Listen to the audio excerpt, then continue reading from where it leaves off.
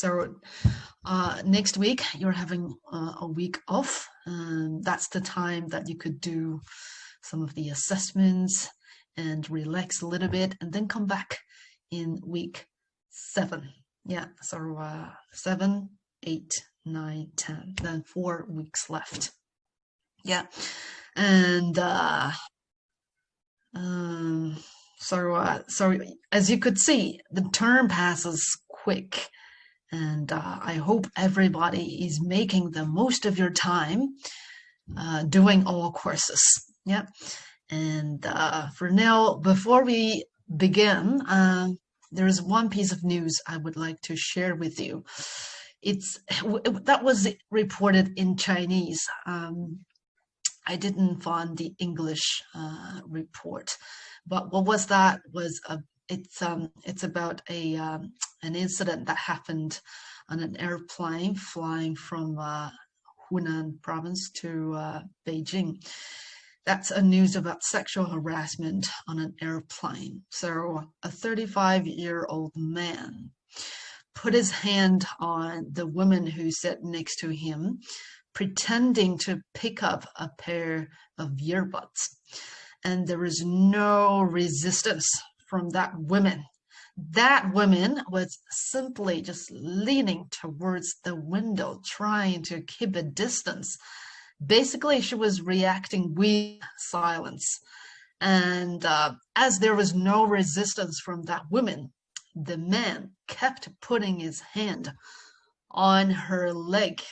And then he started to stroke and touching the women.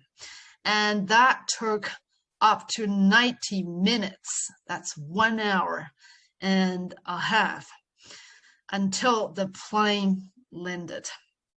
And the women reported to the local police that the police arrested that guy, and that guy committed his crime, and then it was detained for 7 days only as a result. I'm not sure if you've read the news, and what do you think? Have you read the news? When I read that, it just shocked me, completely shocked me.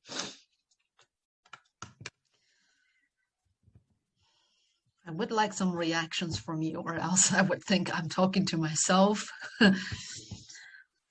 But it's really sad, really, for me to read such piece of news.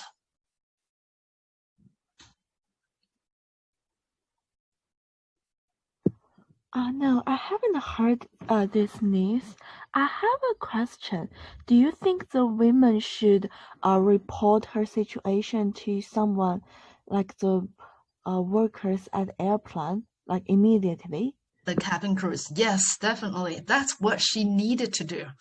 I think, because there was no strong reaction, no resistance even from her.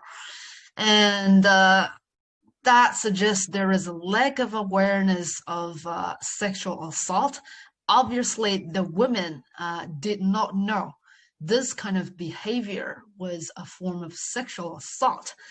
And to her, she just kept quiet, silent. That's why the men, could have, the men did that for 90 minutes, harassed her for 90 minutes. And that also alludes to the fact that the women did not receive any sexual education in school, and there is a lack of sexual education in China, lack of social awareness of the importance of people should know what is sexual harassment and how they should react to that, the proper reaction towards that. Yes, so the women definitely should have reported to the cabin crew immediately, not just wait for 90 minutes on the plane. Yeah. What do other people think about this news? This is true. I thought the police would have responded like this, like I thought they would be like, "Oh, why didn't you resist earlier? Or like, why didn't you?" I think the woman definitely is to be blamed as well. She should have done the proper thing by reporting that to the cabin crew, so that incident could be stopped immediately.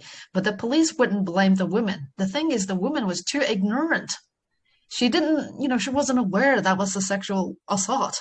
So it's also understandable that she didn't react the way that she should. Yeah.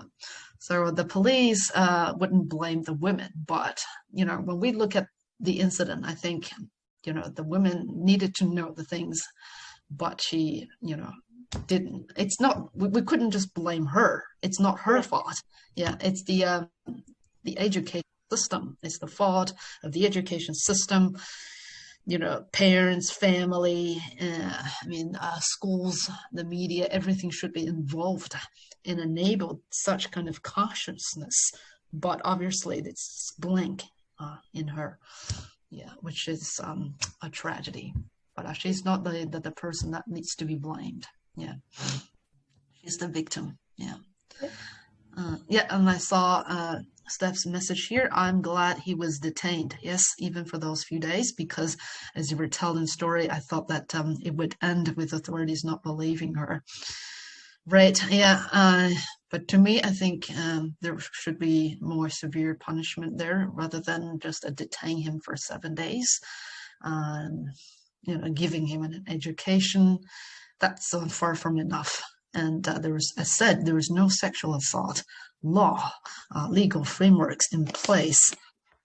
How do the local authorities or the police handle the incident is another thing worth thinking. Yeah, what's the proper way to really control and minimize such incident, etc., etc. So the government does have a role to play as well. Yeah. Okay. Yeah. And CC Sun says, I thought he got expelled from his job position. Oh, did you read that news? That would be good, because I didn't follow that. CC, if you want to turn on your mic.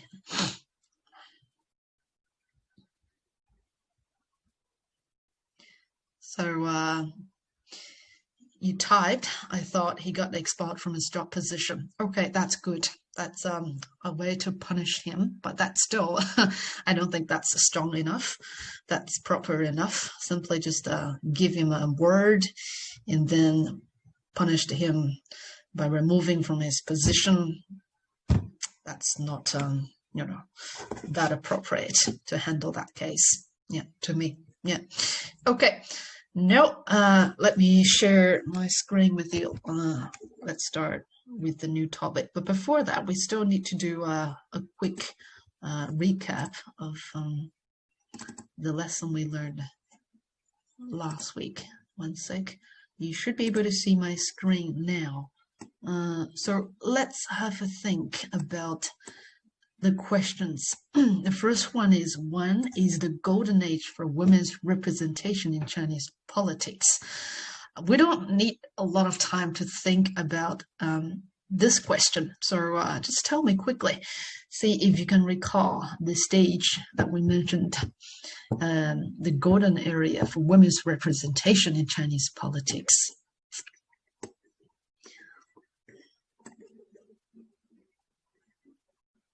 That's the period that you see women were equal as men. They demonstrated their, capabilities to do things. There's no much gender difference.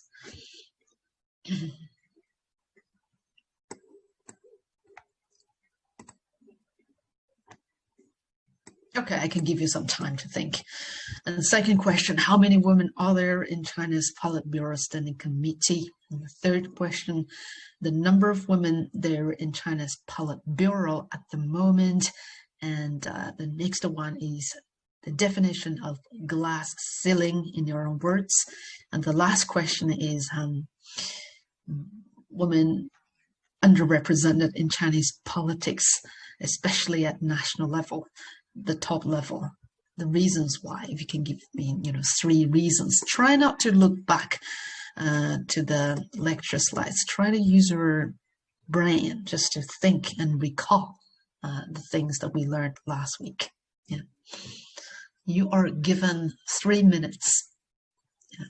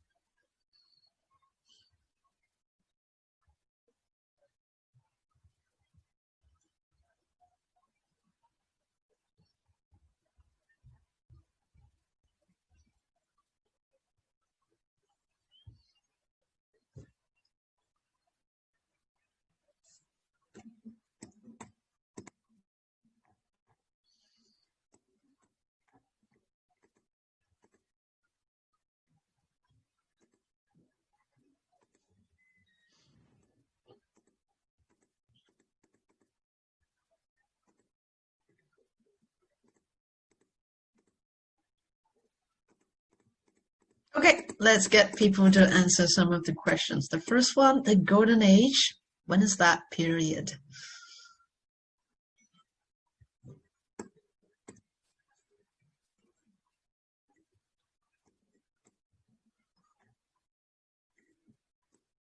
That period, gender difference. There's almost no gender difference during that period. Men and women were the same.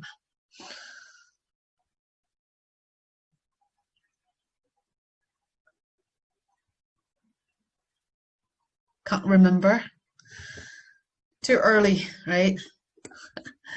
Okay, I can tell you that's the Cultural Revolution. Yeah.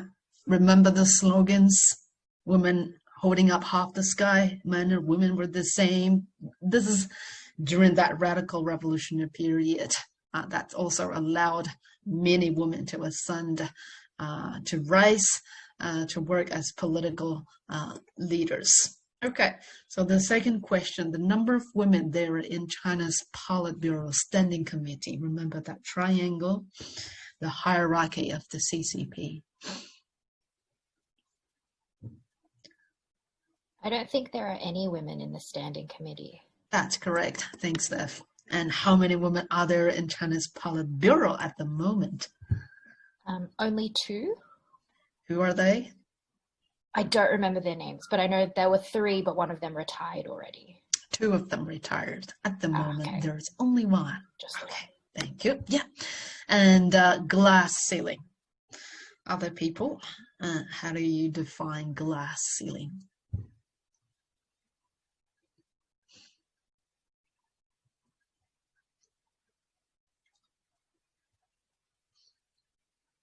It's R. Cantor's theory, remember. And Joy, Xiao? It is an invisible boundary that prevent women to get higher position. Mm-hmm. Yeah, go on.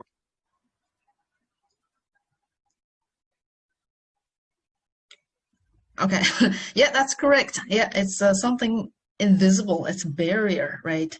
And that prohibit women from going up. So we can't really see that, right? Because it's transparent. It's like glass, but that's a ceiling. It's there. It is there. See me there, and you can't really go. You can't break it. So that's glass ceiling. That doesn't really just solely refer to women, but that also refers to say for example minorities. Yeah, so it's not exclusively referring to women, but that does normally generally women do encounter such glass ceiling rather than men, but this term also refers to other people like minorities, minority nationalities. Okay, and what about the last one, reasons for women's underrepresentation in Chinese politics?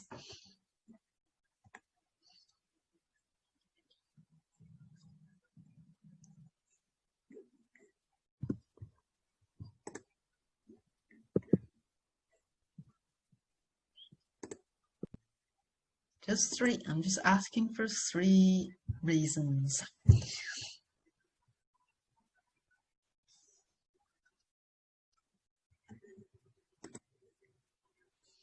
We listed quite a few reasons, right? So what are they? About this one, do you think gender imbalance in China influences women's representation in politics? Okay, that is a question to me, is it? Yes, because I'm thinking of it. Okay, the overall, you mean the number of women? Given the number of women, it's smaller than men. Does that affect women's representation in Chinese politics? That's your question, right, Joy? Yes. Okay, that doesn't. To me, that doesn't. No. So demographically speaking, they're not. I mean, there's every 105 men, there is 100 women. So that does not necessarily suggest that women are underrepresented in Chinese politics. That's a completely different field. Yeah. Okay, back to the question, the reasons. Why are women? Annabella? I think one of the one of the reasons is the glass ceiling. It Okay. prohibits them from, not prohibit, but prevents them from um, getting higher higher positions in politics. Sure, yeah, and that could relate to Guanxi network that we discussed in week 3 or something, right? Yeah, because it's harder for women to build the Guanxi network with male cadres, and they are normally down the lower level, and it's easier for males to climb up the ladder. So that's why it's really difficult for women to go up, especially from, say, provincial level and to national level. Yeah. Okay, thank you. Other reasons?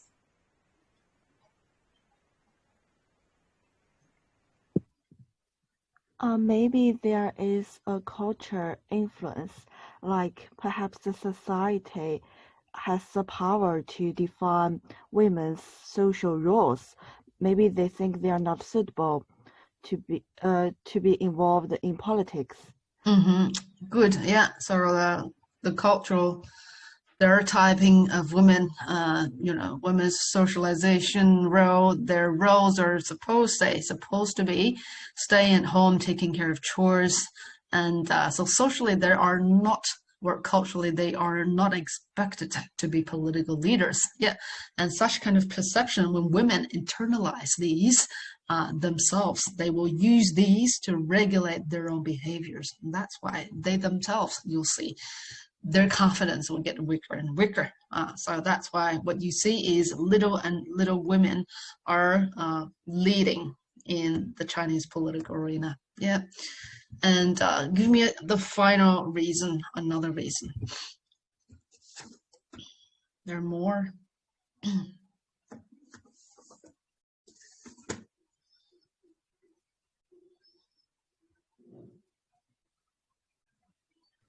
I think it's the retirement age for women is a bit earlier than men. Yeah, that could be. Yeah, thank you, Annabella. Yes, the retirement of women is generally earlier. That means they have fewer years to work on their career. So that kind of slowed down their career advancement as well. Yeah, so not only in Chinese politics, but in many professions as well. Okay, thank you. And now let's move on to our new topic today on sex and sexuality in China. Let me get it back. Okay, sex and sexuality in China.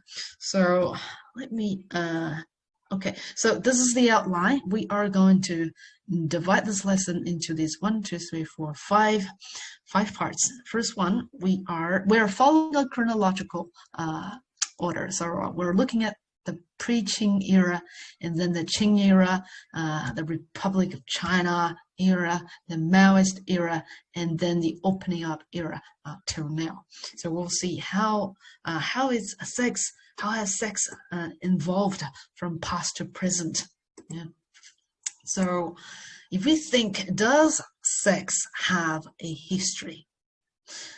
It does. But the history of sex is very, very difficult to study because there is lack of evidence. It's highly private, it's confidential, and people kept their own sex lives to themselves, right? Who share their story to the public? No one, right? But the thing is, there were reliable resources from the government, from parents, from the leaders, from doctors that tell people what people should not do. So those suggest the sexual practices that people had. So this all serve as evidence for scholars to analyze and research sex. And there are also literature, there were play and poetries, verses, hard work. All of these indicate that sex life of people, there is a history of sex in China, which can be traced back to ancient times. And for the term sex is a very big concept overall.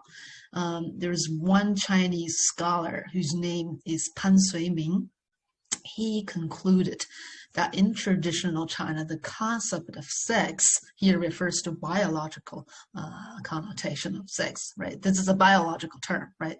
So the concept of sex or sexuality did not exist. It formed part of people's everyday life. It's like, that means a part of a big entity. It's just like a person wasn't really referred to as an individual, but part of a family. Yeah, so that's what sex could be conceived, or how people, interpret sex from today's perspective when they see sex in ancient China. And if you look at, okay, so we've done this. Okay, this one. So if you look at the Pre-Qing dynasty, that's before the Manchu's conquest of 1644. So sex was a natural expression. It's natural, it's liberating. There's no much moralistic constraints, despite some rules and regulations, taboos there. But those basically, before the Qing period, everything was pretty free. As said, it's just a part of everyday life. People did not see that is a sex. There's no such thing called sex in ancient China. And during the Han and Tang dynasties, people were very open to sex. So because scholars find the prostitution industries were very well developed during the earlier dynasties, there is no, you can think, during that time, there is no Neo Confucianism doctrines yet. Songming Li Xue only occurred after the dynasties. So the so-called 存天理灭人欲男女授受不亲 in English is like uphold justice, annihilate desire, and there's no physical contact between men and women. I mean, these so-called philosophies or Neo-Confucianist doctrines did not exist at that time.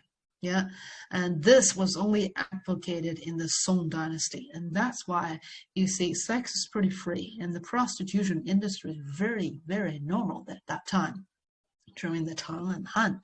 And there were many erotic ancient poems during these dynasties written by Chinese literati, and this reflected the sexual life and the open mentality of people about sex. And you probably have also heard the phrase filthy tongue and stinky Han in Chinese. That's called 脏唐臭汉, right? And there are also stories about incest within the court. There were also extramarital affairs and homosexual, bisexual intimacies around, and other abnormal, lustful behavior during these two periods. So that all suggests these two periods, everything was free, right? It was normal. And from the later dynasties' perspective, they saw this is a dirty period. Yeah, I think this is a 脏唐臭汉, perhaps. I did not really read the origin of that term, but it definitely came after that Tang dynasty. Yeah. And oh, too quick. Yep. And during the Ming dynasty, many people were obsessed with sensual love, physical lust, enchanting romance, etc. And this could be evidenced by the book called Mei Pu Yu Tan. This one described the scene of nudity of prostitutes and how they engage with the public. Here refers to men to attract buyers of sex. So the book reflects the corruption of officials and the dark side of sorry, not this book. I think it's the other book. So Mei Pu Yu Tan, that book basically pretty openly documented the behavior of prostitutes, means women, how they were trying to attract men and in group, and then attract them to buy sex from them in order to gain money. And the other book, Jin Ping Mei, I know many people may have heard this, The Golden Lotus. This book, it's notoriety, but it's a masterpiece. It's an excellent work. So it's also a popular source of inspiration for pornography because of its depiction of sex. So this book reflects the corruption of officials and the dark side of the society during the late Ming Dynasty. And this book was also appropriated into different media forms, like plays and TV shows, etc. Many were forbidden. And the author of that book used a pseudonym called Lan Ling Xiao Xiao Sheng. So nobody really knew who wrote that book, and the person's identity has become a mystery. But through the language of the book, some scholars guess the author was very likely to be someone coming from Shandong province in East China. Yeah, so that's always a mystery, but that's a classic book. And it's also a very important source of research for people to research sex in China. Yeah. And also during the late Ming Dynasty, there is one play called a theater play, an opera, called Peony Pavilion, Wu Dan Ting. So this one was written by Tang Xianzu. And this play documented the physical lust and obsession of people with sensual love and enchanting romance, etc. From the play, you probably wouldn't see any of these evidence, but if you read that, and if you see the original play, you would see. And I've got a short clip that you can just get an idea what that one is. But that wouldn't show the whole picture of that. But I'll show that in 2 seconds. Let me check. Where is that?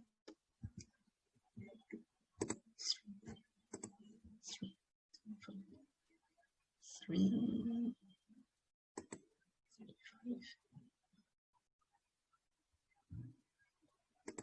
5. Okay. Just to get an idea.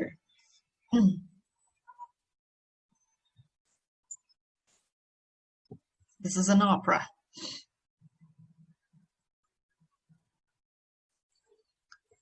This is the love story between Du Liniang and Liu Mengmei, the man and the woman that you saw.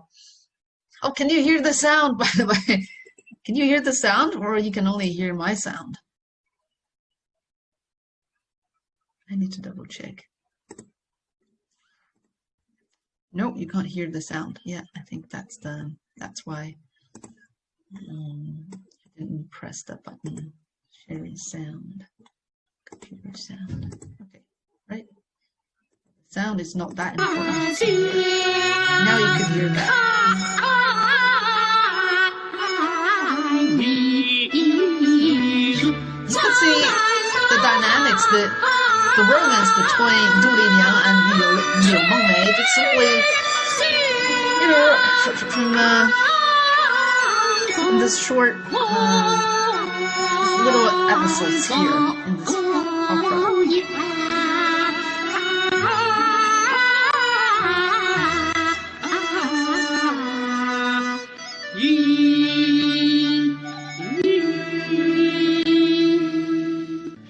Okay, you got that idea. Okay, let's continue. Okay, so other than some of the opera and the books that we mentioned during the Ming Dynasty, artwork is another thing.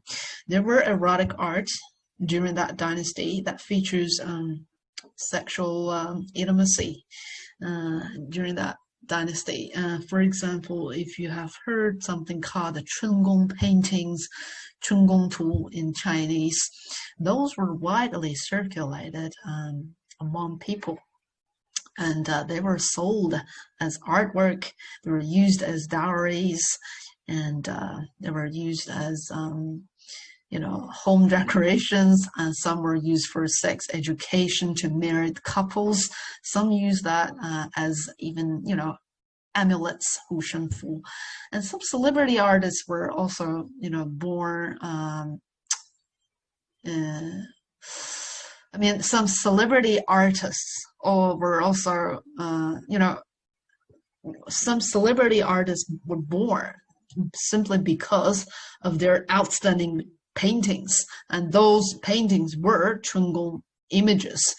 And for example, one well-known artist was called Tang Bohu, and I'm pretty sure those who come from China would understand what I say, because many people have watched the film Tang Bohu Dian Qiuxiang, because Tang Bohu was that famous artist who did those Chunggong painting earlier.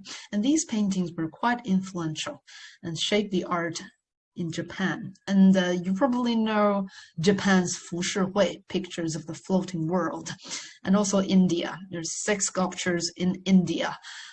These artwork in Japan, India, and in some other Asian countries were all influenced by China's Chungong paintings, Chungong images earlier on during the Ming Dynasty. Many ancient erotic art no longer exist today. I'm pretty sure many of these were destroyed, burned during the later political movements and campaigns, but some retained. So, and you can see it's some of the images, although not very clear, that gives you an idea. Such images can be seen, on the decorations, like those, the pair of plates there, and also the currency there, but that's not really currency. That's just a form of art. Okay, so that's the Ming Dynasty. If you look at the Qing Dynasty, right, the Qing Dynasty, things started to shift completely when the Manchus took power. The Manchus, we know, they were not the Hans. When they took power, they issued aggressive rules.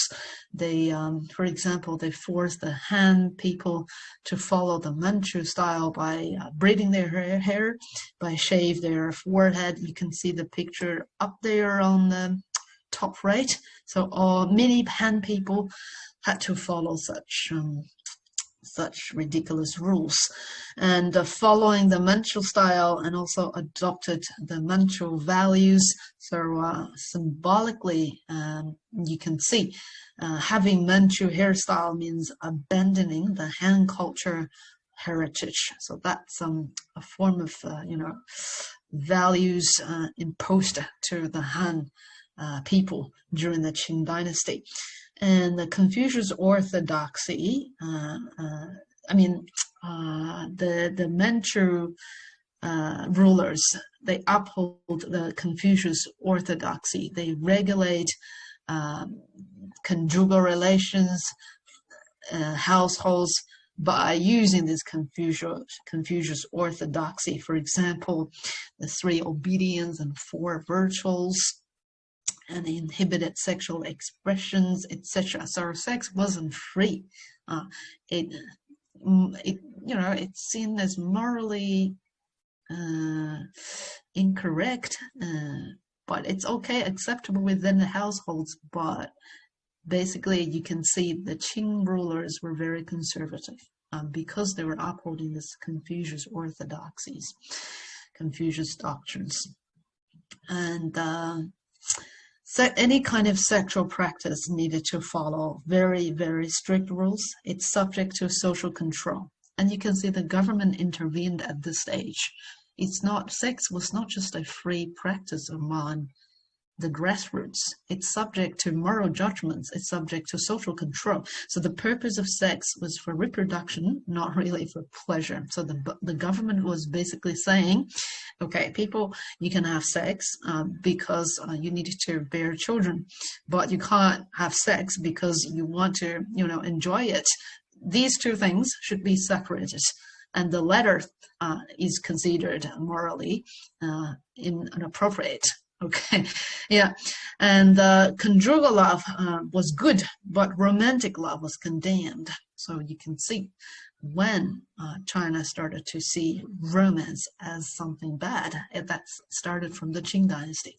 Yeah, that can be traced back to the Qing dynasty.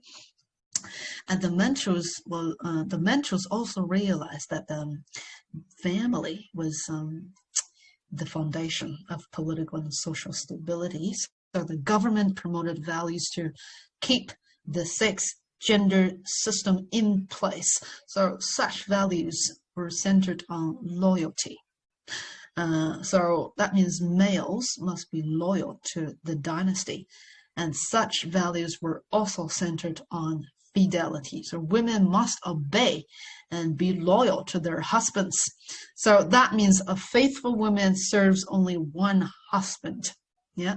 So the government instilled such patriarchal sexual values through publications. For example, government approved books illustrating the virtues for women, what women should be doing and what they shouldn't be doing. And the female chastity was also highlighted, closely tied to the morality or proper behavior of females. And good wife, what is a good wife? And what is a respectable woman? There were guidelines for women. And there were also pictures disseminated showing what is an exemplary woman, etc. Here is one example. This picture, figure 3. This picture is titled "The Chaste and Obedient." So, and you can see a woman there, right? She was refusing to be rescued from a flood. This is the flood, if you can see my mouse there. Yeah. So he was refusing to be rescued from a flood by a man who was trying to rescue her. The man was sent by her husband to save her. However, the man arrived at the scene without proper credentials. The woman did not know who the man was. So the man who was trying to rescue her basically couldn't prove his identity. So that's, the reaction from the women who would rather die rather than been rescued by that man. And this is called an exemplary woman, chaste and obedient women. So, and you can see how conservative and how constrained the women were during that period. And also, this perhaps is not a novel thing to some people. 贞节牌坊, chastity arcs. The chastity arcs were built by the government just to memorize the chaste widows during the Qing dynasty. So what was that? Was the government honored widowed young women who maintained their chastity until death. So this is a way to promote female chastity in everyday community. The government asked the local leaders to nominate exemplary women and then submit their biographies. If the woman was proven to fit the descriptions of a so-called chaste widow, then her family would receive a personal commendation written by the emperor or a chastity arc, 贞节牌坊, and this would be erected in her community just to memorize the chaste women. And this thing, what you see here on this slide, is not okay. It's just for women. Have multiple wives. Women were supposed to only be intimate with one man during her lifetime. So what you could see is 贞节牌坊, or the promotion of chaste women, were very double standard. It's between men and women. And we could also see men were the rulers, right? Women were the ones that being ruled. And you can see the gendered power relations being created, not only within the family, but also, in society as a whole, as this initiative, the 贞节牌坊, these things were supported by the government, right? And that became a custom, a cultural practice in China. Okay, so this is a very unique, very gendered practice in China, very closely tied to the Chinese culture and the patriarchal culture in China, in ancient China. And if we look at the Republic era, that's from 1912 to 1949, the government embraced new values on gender and sexuality. People embraced new values of gender and sexuality. This time, China's political regime changed. The new government adopted new values, new political values, new values that regulate gender and sexual relations, and intellectuals during this time led the thing called New Cultural Movement. 新文化运动 started from 1915 to 1925. That 10-year period especially culminated the New Cultural Movement. So many intellectuals, they called to end Confucius values and advocated for women emancipation. They also wanted women to receive education, and also educated women embraced and circulated the idea of feminism during this Republic era. So you can also see organized activities for women's rights during the May 4th movement, the New Culture movement. That marked the peak of liberal feminism in China. So you can see during the Republic era China, it's completely different from the Qing dynasty, right? And the New Culture movement played a major role in shaping people's understanding about sex and gender relations. And after the New Culture movement, it's right after the new I think there is one more thing. So after the New Cultural Movement, the concept of sex, still back to the previous slide here. So the concept of sex was imported from Japan by scholars. So that's the time that people in China started to know there's something called sex. Okay, that happened in Republic era China. And there was no terms like sex or sexuality or even gender, 性别 or 性学 in Chinese history until the early 20th century. And premarital cohabitation was prevalent during the ROC period, and there were also open discussion about sex in the media and public discourse. So things started to shift from the Republic era China. And also during this period, there were prostitutions around. The industry of prostitutions started to thrive, and there were also brothels around. But those brothels were all licensed.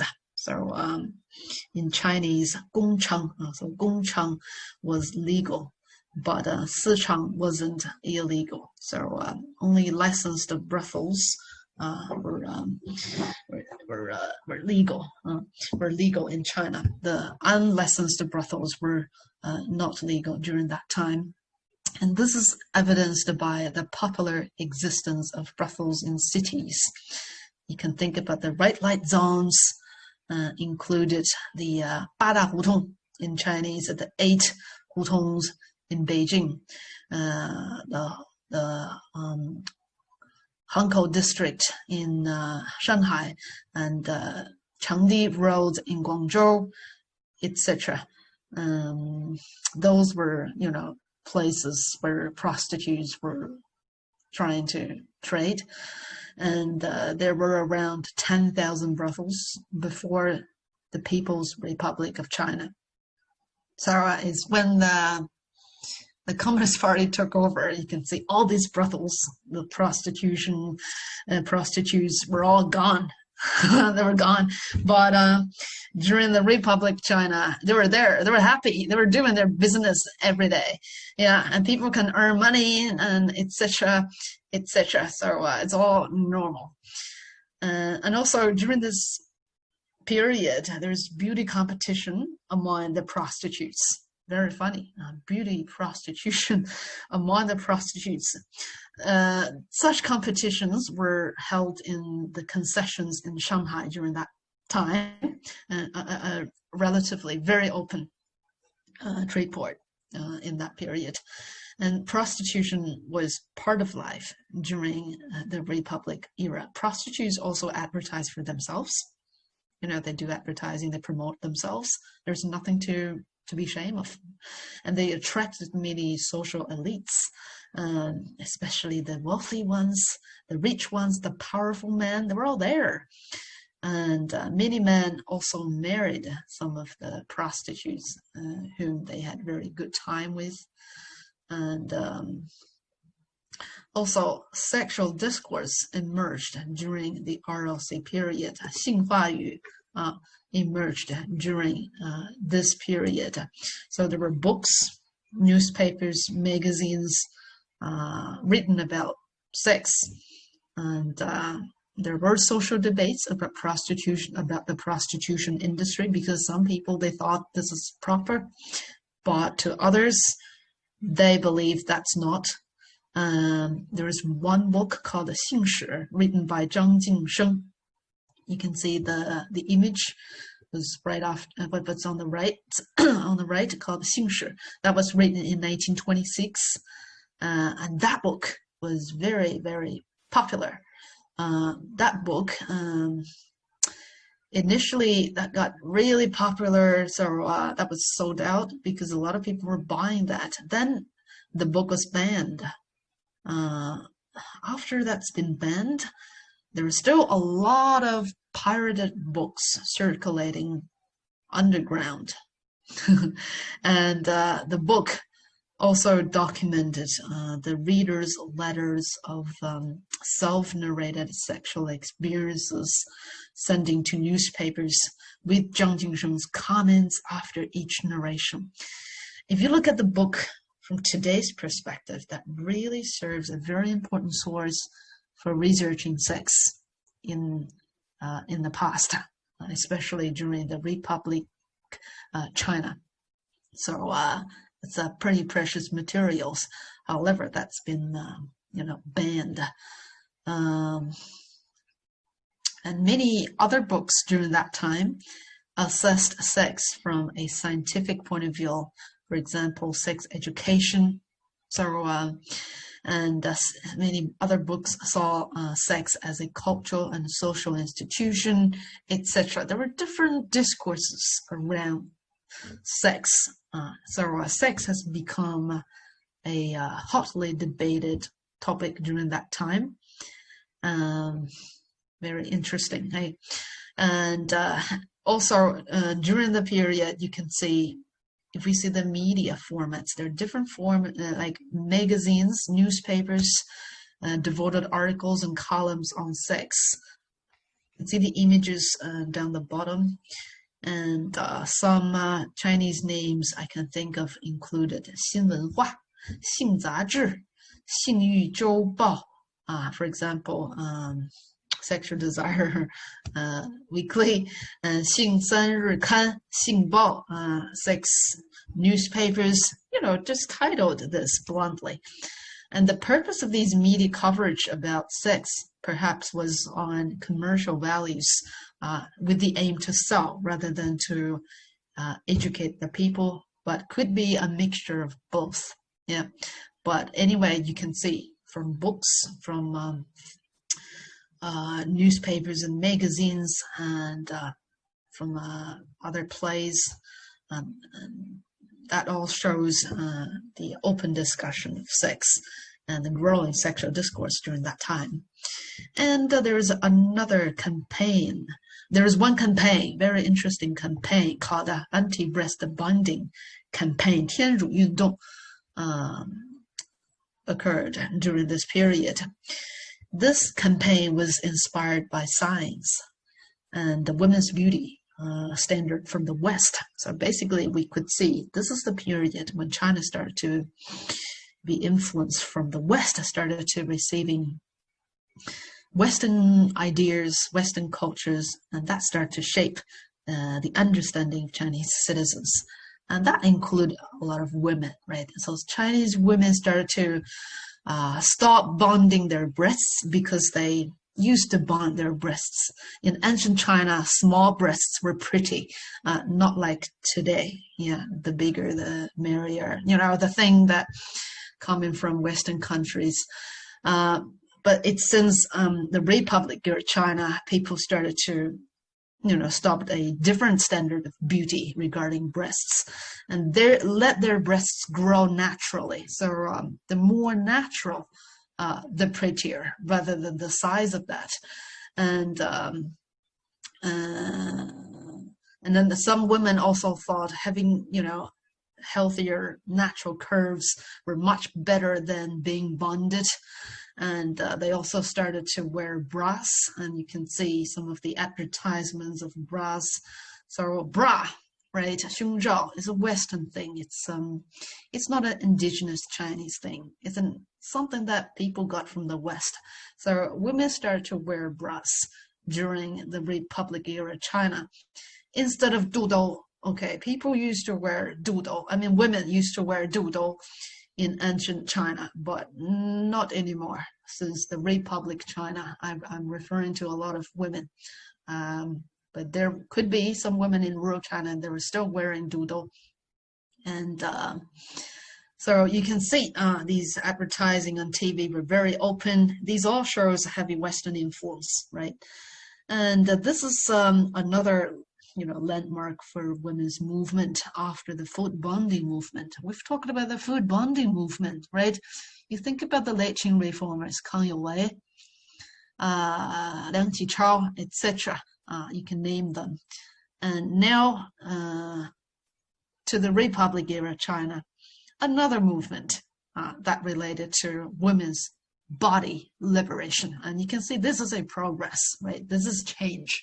Okay, now it's 10 o'clock. I'm going to give you 5 minutes break. So let's come back at 10:05, and then we will continue with the Maoist China. You will see things started to shift again from the Maoist era. Okay, I'll see you in 5 minutes. Get some water and stretch your body. Okay.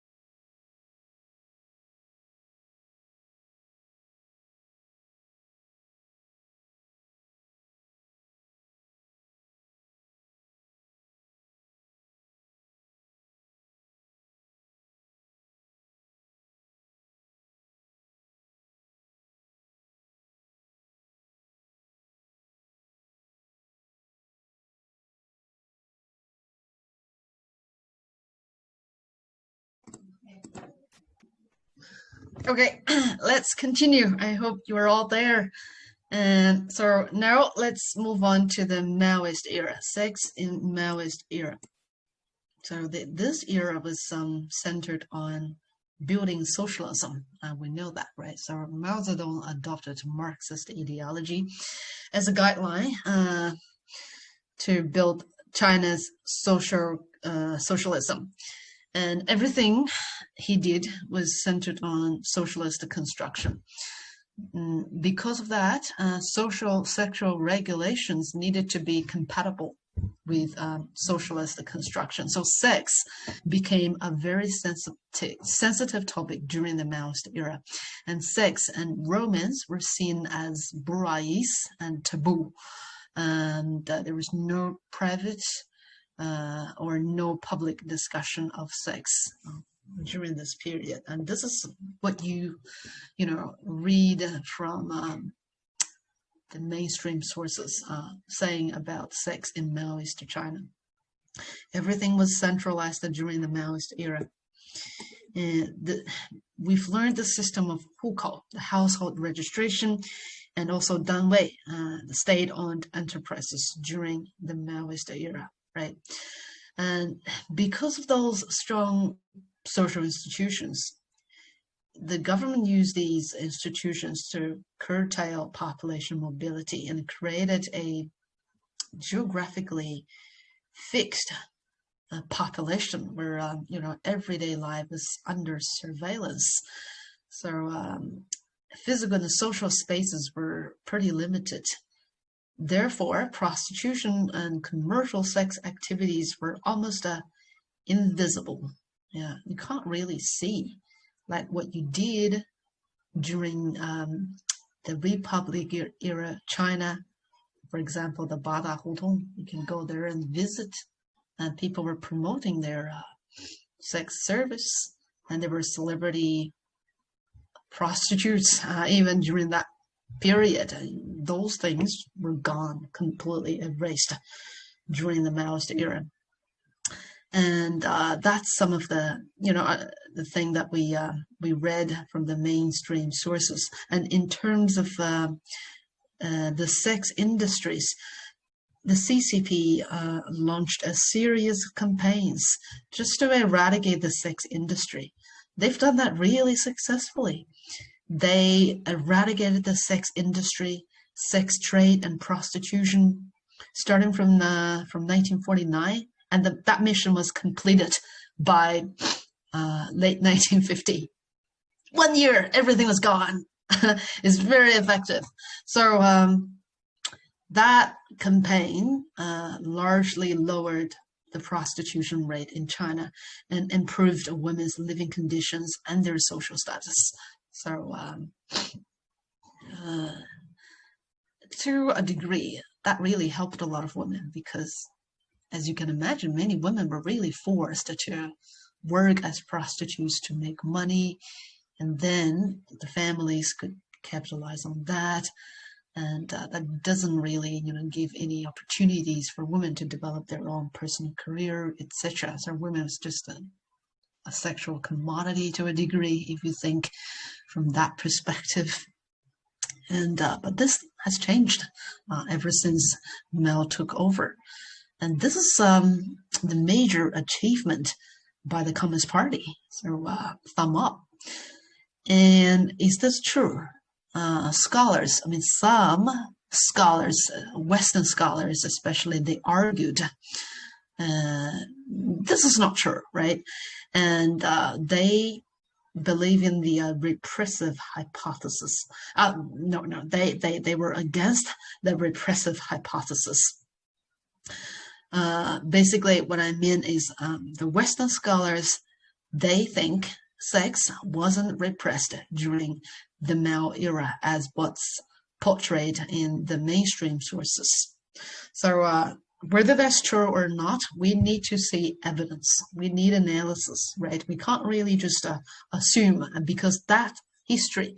So we need to only find evidence to prove, to assess the truth of the discourses, the narratives that people or the government present to us.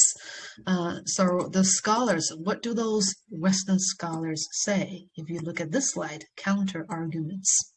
Scholars represented by Elaine Jeffries, who is my supervisor when I was doing my PhD. So Elaine and Yu Haiqing, also a great colleague of mine. So they argued that the role of the Maoist era state in repressing sex and sexuality during the Cultural Revolution isn't clear. And there were no official declarations prohibiting non-marital romantic or sexual relationships. They're saying there's no official declarations. See if you can find any evidence. They say novels and personal memoirs also suggest that teenagers experimenting on love and sex before the Cultural Revolution, so it's pretty open. It's not as conservative, as repressive as as you think. And there were also scattered statistics coming from Army Corps suggesting there were high levels of premarital cohabitation and pregnancy among people. That would include a lot of sundown youths, and a lot of sundown youths have circulated handwritten copies of pornographic stories, etc. And those evidence could be found. So especially when many of the sundown youths, when they stayed away from their parents, they gained opportunities to explore sex. And this point could make sense because you can think the sundown youths, they were mobilized by the government from the cities to the countryside. So that indeed gave them a lot of opportunities and freedom to explore the things that they haven't learned before, right? So that could be true, but we still don't know, the truth. What we could see is what's been constructed, what's been told there. So it's helpful for us to understand the arguments, the so-called repressive hypothesis, and the counter-arguments raised by scholars. And here comes the theory. For people who want to understand about theory about sex, you need to understand Foucault's.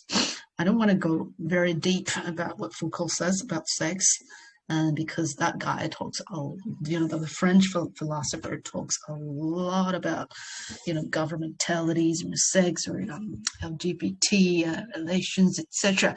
There are heaps of things, but here I'm thinking about is a thing on repressive hypothesis. So, firstly, the repressive hypothesis, again, as I said earlier, is believing that sex was pretty repressive during the Maoist period. But Foucault really challenges this repressive hypothesis. Of course, he did not challenging the repressive hypothesis here that refers to China. He was challenging some, in other countries, not China. But scholars used Foucault's theories and understandings to analyze China. So basically, to put it simply, if we tie the scholars' counter-arguments to Michel Foucault's view on sex and power, we could see Foucault challenges the repressive hypothesis. He argues that by putting sex into discourse has led to a proliferation of sexual identities, albeit there were discourses that were pathologized ones, saying sex were bad, etc., etc. This has also encouraged the people to speak about their own sexuality. And this is demonstrated by, say, things like religious practices.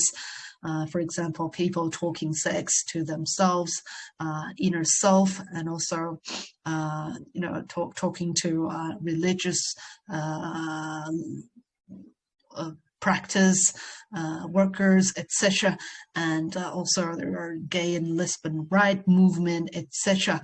So this is, we can see in Foucault's view, power does not necessarily repress sex. Rather, it produces new kinds of sexual subjects and subjectivities.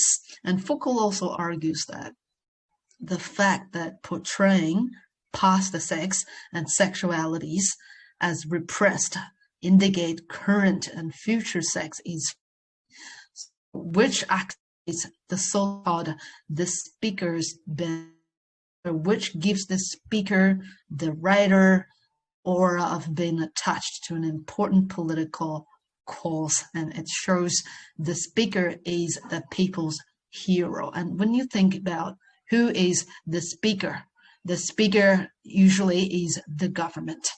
Yeah, and you can see this theory, these arguments in the attachment that I uploaded to Moodle in this week's section.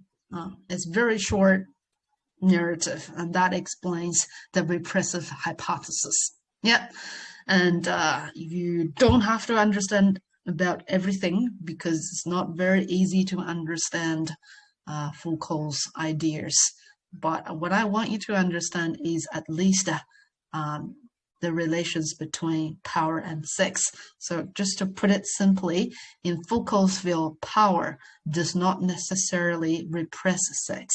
Rather, it produces new kinds of sexual subjects and sex subjectivities. And this is exactly what the authors Elaine Jeffries and Yu Haiqing argued in their book, referring to the counter arguments in the previous slide.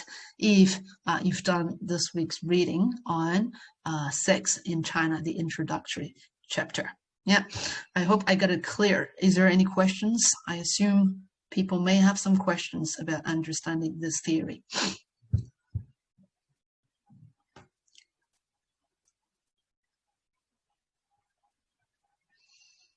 Oh, good. Okay. And if everything is good, I'll move on. But do, feel free to ask me questions and express your own opinions, comments, etc. You are welcome to interrupt me, as I said from week 1. Okay. I want to keep our conversation going rather than me, speaking to myself all the time, basically. And I also know some people may have started preparing for your assessment task, like the little research project on self-interpretation, and also your, critical reflection, etc. If your topic is on sex and you have discovered something interesting, please feel free to share with us. I would encourage you to do so. Yeah. So the more information, the diverse perspectives we have, the better, Okay, I'm going to close my door because I can hear some noises.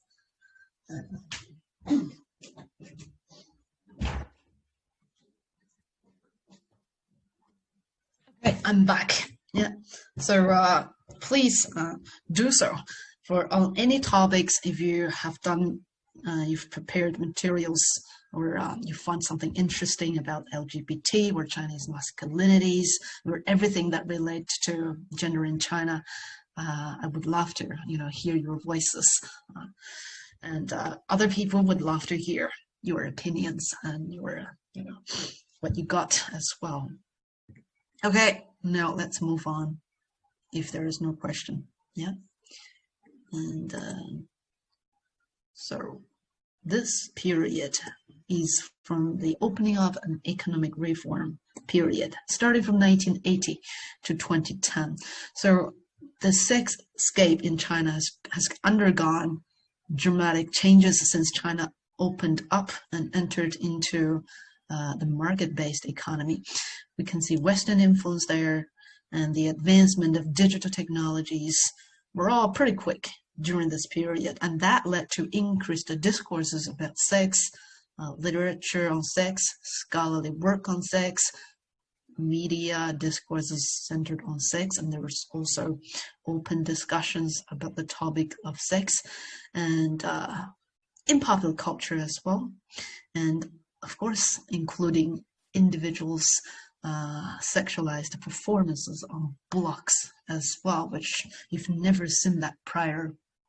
And this could be, arguably, this is a youth-led sexual revolution in China that started from 1980s. Of course, there are different stages that you can read in the introductory chapter as well in that book.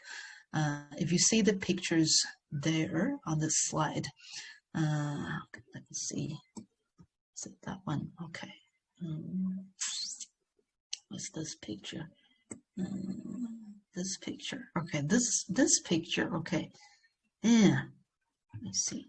Next one. This one. Okay, I'm going to talk about this picture first. And you can see the changing sex scene in China in this slide. So gay weddings, you see gay weddings, the first picture was held in Fujian. It's a symbolic wedding that displays love in public. Of course, gay marriage is illegal in China, but they're just doing that symbolically. And there's if you see the picture on the right called the Xing Gongyuan, that sculpture, you see that that one, it's a sex theme park in Chongqing Foreign Street in southwestern China. The park was closed after public outrage and pressure from local administration because this is a novel thing to a lot of people, and a lot of people couldn't really accept that there's a park called Xing Gongyuan. And everything was about sex, nudity, when you enter that park. And they want to take their kids there, but they can't, right? Is that for sex education? And the parents would thought, nope, inappropriate. So there's debate, around that, and that caused the closure of that park. And but all of these suggest that sex is a sign of consumerist modernity, right? It's for consumption. And it's a core element of individual subjectivity and an articulation of individual values. Why I'm saying that, you can see, if you know the girls there, was trying to display their feminine beauties. One is Furong Jiejie, right? Who is the other one? The other one is Mu Zimei, right? So those girls, what they did was, I think Mu Zimei was running a blog and talking about, documenting the details of her sexual lives in everyday life, and then she became a celebrity. Furong Jiejie was also very similar, very sexually open, trying to show her feminine side to attract the eye of the public. So basically they are expressing their individualized sexual activities, and part of that is for modern consumption and to capitalize on such behaviors. And here I do have a video of Mu Zimei. I think you can watch that later, but we can have a quick look at that now, and then we'll see if that plays well.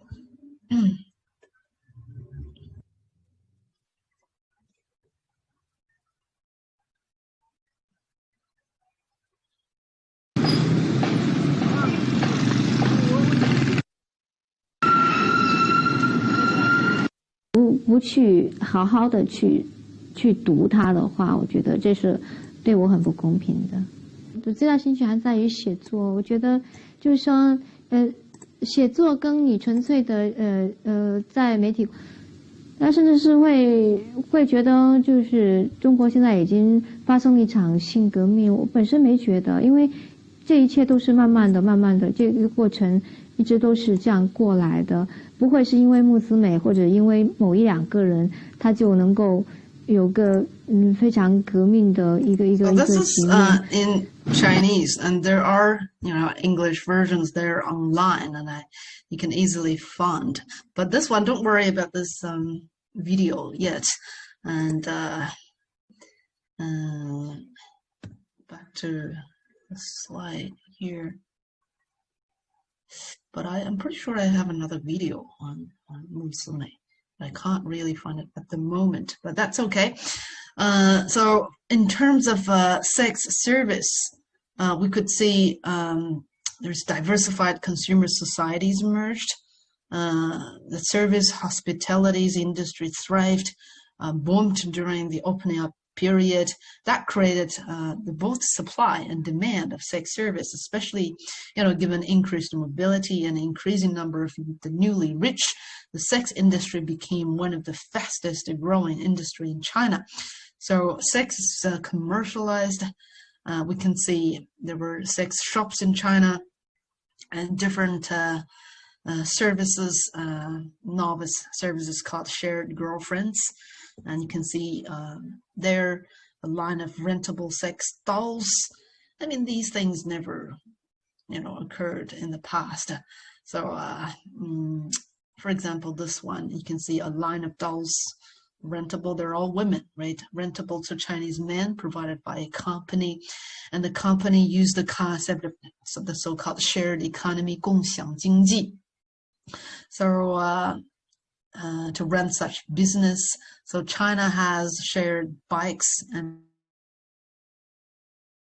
umbrellas, basketballs, etc., etc. And now this is girlfriend sharing, but they're fake. They're silicon girls available to book via an application, and it can be rent for up to a week. So customers, basically, they could pre-select the outfits of the girls, their hairstyles, the color of their hair, their look, and other accessories, etc. The skin color are all different, and you can also, people can also request it to be equipped with voices or be warmed up. Sorry, it's just like the real body, and the prices would range, around from $45 per night to more expensive ones, depends on the service. So this is kind of novel, business, and you can see in China now. So that also showcases the booming, the booming part of the sex industry in China. If you think about the sex toys, 70% of the world's sex toys are manufactured in China. So China is the biggest export market for sex toy. That worth billions of dollars to the Chinese economy. So you can see sex is has turned into a consumer product. It's not just about reproduction or leisure or whatever. It is a consumer consumption, right? And also there were also sex expos held in Shanghai, and all of these, pretty diverse and commercialized practice in the sex landscape. And here is one video. I'm pretty sure this one will work. This video shows the adult shops are thriving in Beijing. Yeah. For people who hasn't, been to China or Beijing, you would never imagine, What's this? Tiny sleeping China duck mattress. Today. It came in a box. It's Yes, completely different from what other sorts of poetry China is. Adult stores have become a common sight throughout China's capital, a stark measure of the country's rapid transformation. From the Puritan days under the rule of Chairman Mao, the atmosphere has changed in the past 30 years. I think young people are at the forefront of all this. Youth today have grown up in the internet age, exposed to new things as never before, which has had a huge impact. This newly opened store is one of more than 2,000 adult shops in Beijing, which have popped up since the early 90s. It's one of the few high-end shops that cater to an emerging market, the upper middle class. People who 中国 want 人 to 说 satisfy 北京 these 人他们 needs 会到 have 国 had 外 to 去 go 买，会 overseas 从 to 经 get 常 good 从， products. 然后去英 To 国 England 买一 or 些 Japan. 维多利亚秘密内衣，然后或者去日本买一些这些 In 所谓的情 Beijing, 趣用 good 品， quality 但是在 sex 北京 products have only begun 质 to 量特 come 别好 out 的， in the past 我想 year. 是这几年才开始做起来。Store owner Young Zhu is 25. She opened her business in May to tap the market. She relates to her customers who are mostly young women looking to spice up their private lives. She offers a range of imported sex toys and aids, but no pornographic DVDs or magazines which are banned here, indicating a fine line about what the government will tolerate or not. 但是我一跟他聊，他就 Once I explain it, they think it's not such a big deal. They 他就 decide 觉得 they 没有 need 什么， it. 而且 Then 他 the 会 next 觉 time, 得自 they 己也 might 需 come 要这 over 样的东西， specifically to 然 buy 后下次 something. 就会专门 And 过来来 usually 买， they bring 有的还 friends 会带 too. 朋友过来买。 But even though sex shops are becoming more popular and socially acceptable to young people, many of the older generation still hold lingering concerns. So much so, even Young hasn't told her parents what she sells in her store. Okay, this is the protest this is in the, short clip, and back to the slide here. So as you can see, in the sex landscape, it has become so diverse and commercialized. So commercial sex services that therefore expanded since 1980s. So what you see is there is a resurgence of the prostitution and the sex trade, along with these consuming, products, and other sex-related problems also occurred. That would include deception, extramarital affairs, and sexual different kind of practice, or mistress keeping, etc. So mistress culture in China was due to official corruption, and there are popular narratives often blame women as troublemakers. If you talk about the mistress culture in China, so all of these were new, but these are all suggest problems occurred at the same time. Yeah, and if we look closer at China's sex industry on this slide, it's a very fast growing industry in China. When you think about sex, right, you think about economy. Yeah, you think about the industry, you think about money. Yeah, so since 1980, commercial sexual services expanded really quick, and that could be found in a wide range of places in the PRC, like hotels, bars, karaoke, dance venues, health and fitness clubs, saunas, cinemas, these, public and private spaces, food, hair washing salons, barbers, shops, etc. And some occurred at beaches, in parks, dark spots beneath the overpass bridges. And the price for a sex act costs around 10 RMB. That's about $2 Australian dollars, and to $2,000. It really depends on the situation, with an average of $64 based on scholars' research, interview with sex providers. And there is also extra fee for additional services like massage, etc. So basically what you could see is individuals are trading sex for money. Yeah, either, it's just all in the illegal way to do that, because this is illegal in China. Yeah. So who are the typical sex sellers? They are the young and the poorly educated rural migrant workers, especially women. So these people need money. This is the quickest way for them to gain money and to change their life, improve their life quality, because they get money. Also include people with privileged backgrounds, including tertiary students. And you probably have heard the term sugar babies. Some, unfortunately, some girls or even boys, right, are selling sex, working as sugar babies, and then use that to pay their university fee. Yeah, and this is all because of poverty. Yeah, they need money. And there's an estimated around 10 million women selling sexual services in China today. And who are the buyers? The buyers of sexual services are men aged around 20 to 65.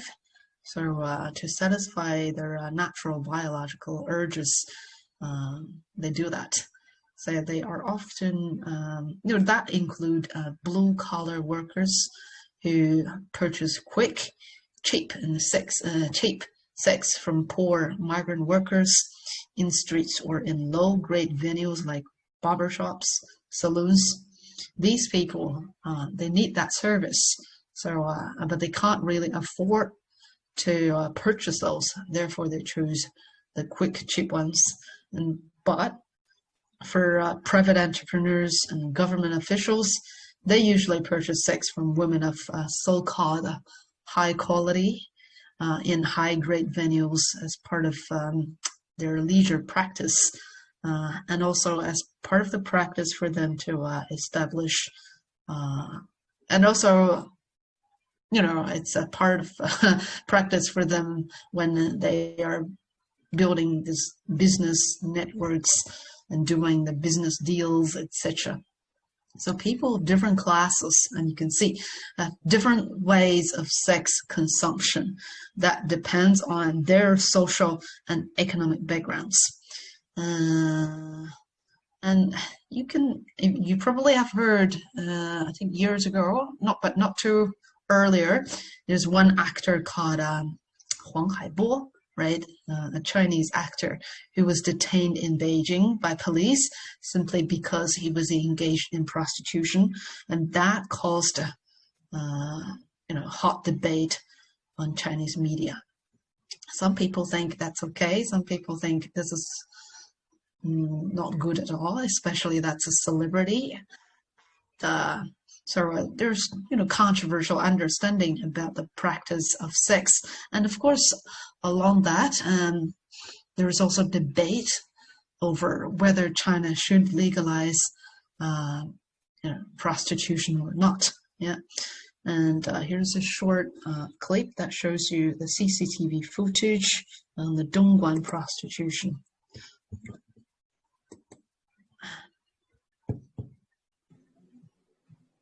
All of these practices were monitored by police.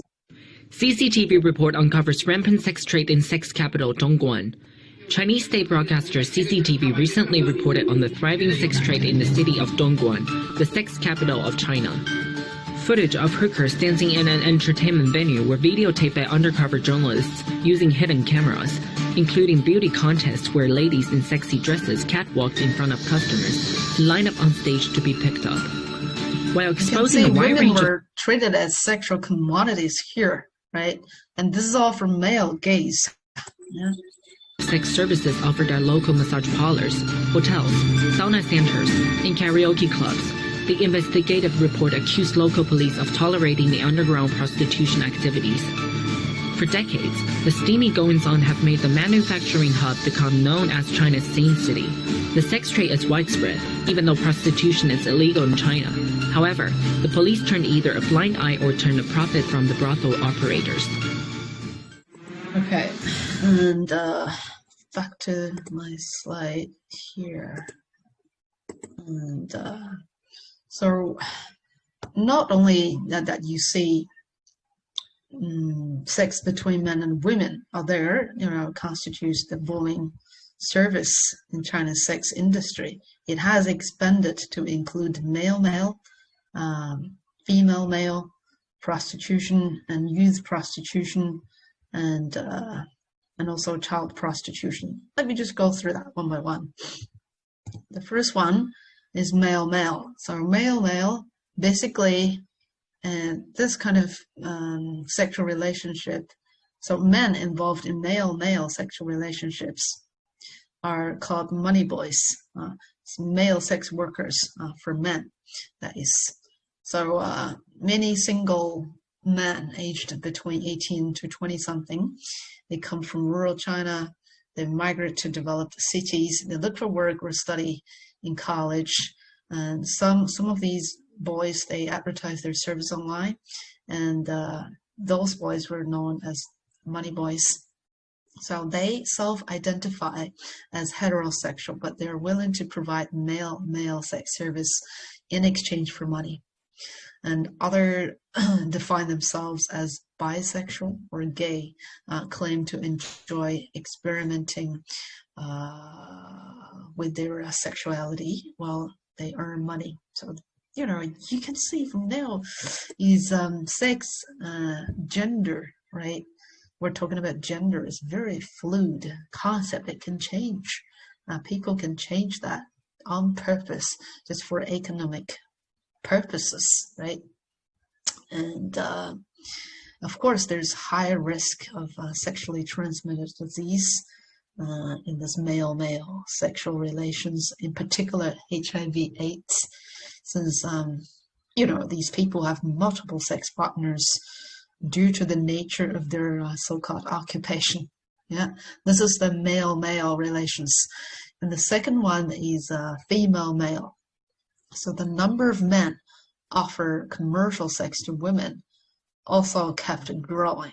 It's not only women offer sex to men, right? It's men offer commercial sex to women. Usually you see some middle-aged women coming from Hong Kong, Taiwan, those, you know, relatively more economically advanced places to mainland, and they wanted male companionship. So they found those potential sex partners in karaoke bars, dance venues. This, and you can see, reproduced a social and gender inequality. Yeah, Hong Kong, right? Taiwan, with poor migrants in the PRC, in mainland China. And female sex workers, usually they're from the Pearl River Delta. They purchase sex from male migrants to have fun and affirm their higher class status. This is a class thing. This is more than sexual relations. This is, you know, that social stratification, etc., all intertwined. Yeah. And the third type is youth prostitution. So given the number of female universities are selling sex to pay university fees and purchase, you know, wait a second, purchase designer clothing, etc., and branded cosmetics, etc., that they needed money. So that's why they're getting involved in that. And for high school students, some of them aged between 13 and 18 even got involved in such business. They have sold sexual services via networks to affluent entrepreneurs and government officials aged between 30 to 50. And this can happen in high-grade hotels. And these high school girls could earn from 2,000 to 20,000, and virgins would command higher prices. It's very unfortunate for this, you know, underage girls to be involved in this business for money purpose. Yeah, and these are all hidden as underground, and so the police really needed to take a closer eye on that. But most of the time, it's very hidden. Yeah, and the fourth type is child prostitution. So this is child prostitution means forced prostitution of girls under 14. So many of these girls, unfortunately, they are left behind kids from the countryside, where you know, sexually they were harassed and raped even by schoolmasters in rural China. You can think it's not quite, you know, I mean, there are a lot of loopholes there, gray zones, and things can't be discovered easily, and that really harmed a lot of underage girls. And according to the 1987 criminal law, this will incur life imprisonment and death penalty if somebody raped girls before under 14 years old. Yeah, but again, this is pretty hidden, and a lot of girls, because of lack of sex education, they don't know what is sexual harassment, and they don't know how to react properly. They don't know, how to protect themselves and the channels to go through for legal advice, etc. Just like the story that I shared with you at the right beginning. I don't know the age of that woman, but apparently the age of the woman that I described at the beginning was above 18, right? And her reaction was not to resist, or resist in a very quiet, silent way, which suggests there is a lack of, awareness about sexual assault and sex education in China. Yeah. Okay. And next one. So prostitution overall is illegal in China. The Chinese police started to crack down commercial sex industry since the late 1980s. They launched the anti-vice campaign based on Chinese law of 1979 and 1997 laws. But the thing is, there are many problems with policing prostitution. The problems included police malfeasance, corruption, that could encourage violence against women in prostitution. So women in prostitution, they are victims too, right? They shouldn't be the target just to be attacked, right? They're human beings. They also have their human rights. So what's the best way to regulate the prostitution industry? It's something the government will need to think about. And also, if you just simply use violence against these women prostitutes, that will prevent these sex workers from seeking legal and health protections. They themselves would not go for help or advice that they should go for, and they look down upon themselves, etc. So that will really run in a vicious circle, and that will prevent, that will hinder the prevention of HIV/AIDS, awareness programs, etc. Given the sex industry is underground. So there are a lot of questions we need to really think about, the pros and cons of the prostitution industry in China. So should China legalize prostitution or not? Or you think China could decriminalize the prostitution industry and the pitfalls and the benefits? And I want to clarify, legalization here means to license brothels, tax sex workers, and make health check mandatory. And for decriminalization, it refers to repealing the law that is against consensual sexual activity among adults in commercial settings and protect sex workers' rights. There's some, slight difference between legalization and decriminalization. So I want to give you another, 6 minutes break, and after you come back, we'll have a discussion about this question, and then I'll get everybody to share your views on this. Yeah, so let's have a break first, and 7 minutes. We'll see you in, let's say, 11 o'clock. Yeah.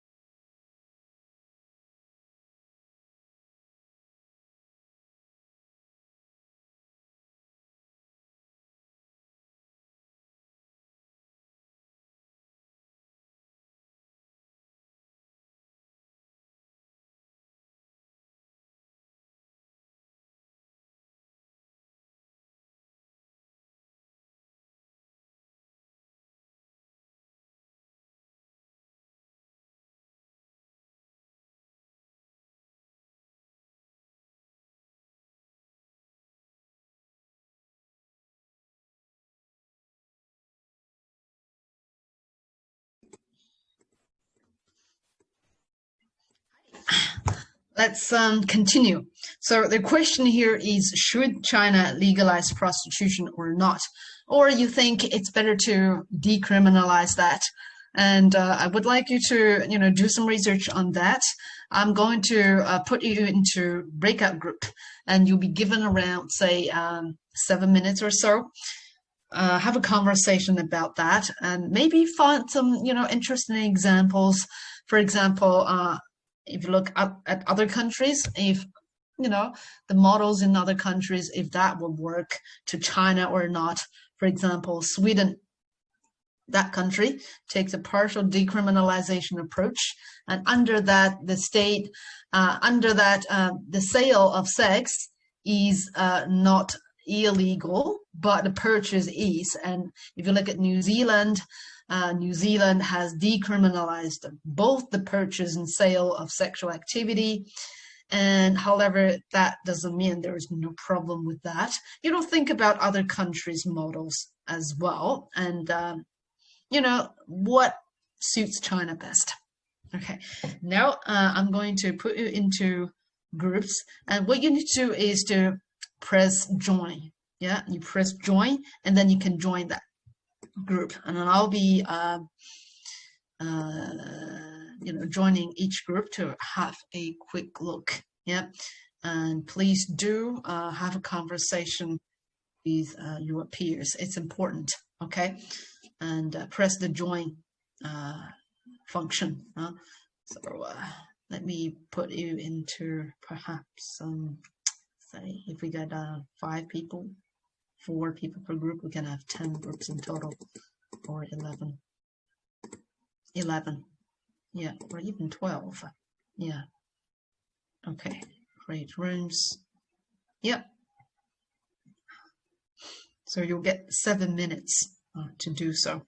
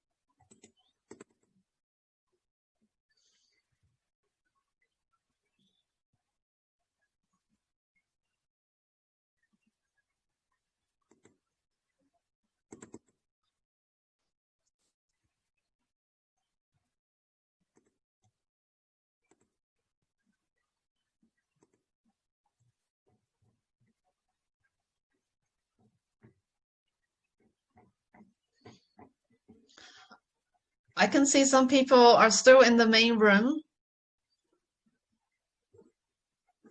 So if you could, you know, I guess you could hear me for people in the main room. You could click join, just press join when join the breakout rooms. So these people include Yan Feng, Zhong, Xinyu, Niu, and Yuan, Zhou,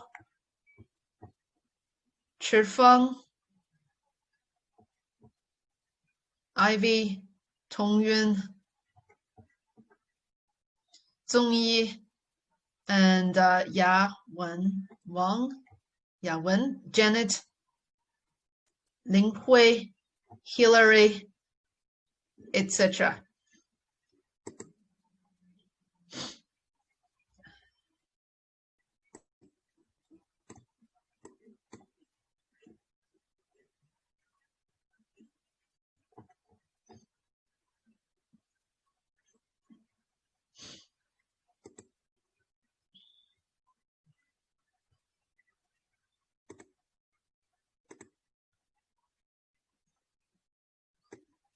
We are in breakout room, so please press join.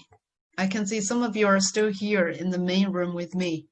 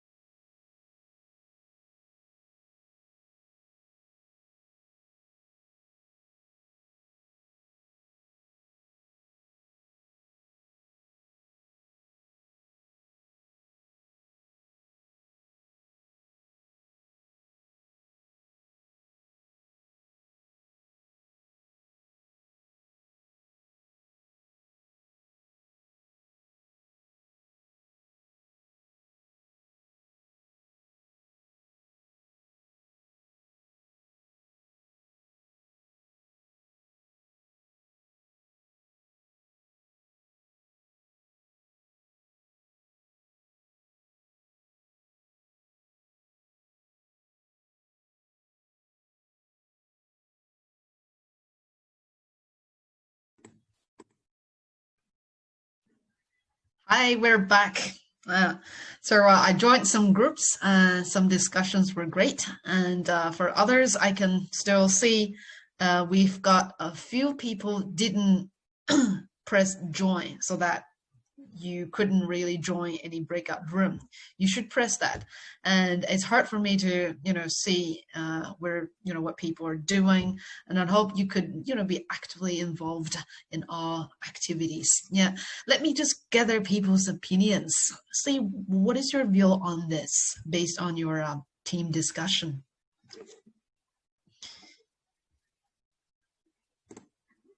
I think we're back. We're back in the main room. You should be able to hear me. Just share whatever you've got. Yeah, Ziqi. Yeah, I think China should not legalize prostitution because most of sex workers are women. So if it legalized, I think more and more men will discriminate against women to some extent. And it's just like objectifying women and exploiting women's sexual autonomy. And I think it is so difficult to grant its rights and safety to those sexual workers and avoid violence in the transaction. And I think it may lead to more illegal trafficking in women and children, and promote spread of sexually transmitted disease or AIDS. Yeah. Okay, thank you for your opinion. Okay, and David, some different opinions, perhaps?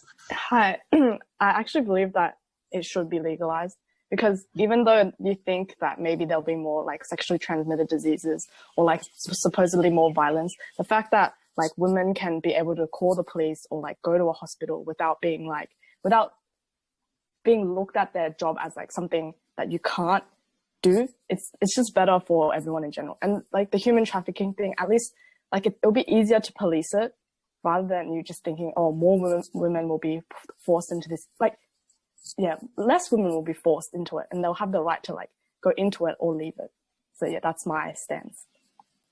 Yes, I believe, yeah, both are, I think, make sense. And Janet, what is your opinion? Which side are you at? I agree with Daphne. So legalizing it would offer greater protection to prostitutes, because inevitably in every society it would exist. You can't eliminate it. So by legalizing it, you can potentially have more health checks and other protection services rather than them being in the dark. So inevitably it's an industry that will exist. You may as well legalize it and offer them greater protection. Sure. Yeah. Thank you for your opinion. I want you to, all of you to adopt, different perspectives. What about from the economic perspective? Legally, and anybody wants to, say anything. We've talked about sex as an industry, right? So either legalize or not to legalize or decriminalize. How would that affect China's economy? I guess. Brendan, yep. So our group had decided 50-50. We couldn't make up our minds. But one of the positives of legalizing it would mean you could regulate it, because clearly it's already happening to quite a large extent, and that money, given that it's criminalized, must be going to criminal enterprise. So if you were to legalize it, you could tax that and sell licenses, and then the government could reap some rewards from that, and as well as people be able to actually use the money and not have to launder it through other ways. So yeah, that makes sense. And they can also make perhaps mandatory tests, right, for sexually transmitted diseases. So in that regard, it kind of minimize the incidence of HIV/AIDS. You can argue. Yeah, good. Thank you for your opinion. And other people, which side that you are, taking? Or you can talk about decriminalization. Again, legalization would involve regulation, as people already told. And for decriminalization, that means there's no regulation, Yeah. Decriminalization would, however, eliminate all the laws and prohibits the state and law enforced officials from intervening in any prostitution-related activities or transactions unless there are other laws applied. And also, to put it simply, if you talk about decriminalization, under decriminalization, sex work, here refers to prostitution, it's just like other jobs. You know, people have a job doing that.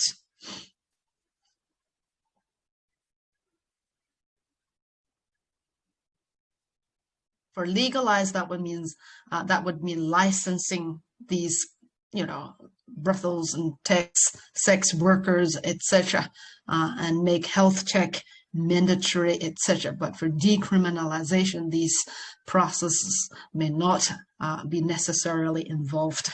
They're not actually mandatory. Yeah. And let's gather more people's, you know, opinions from more people.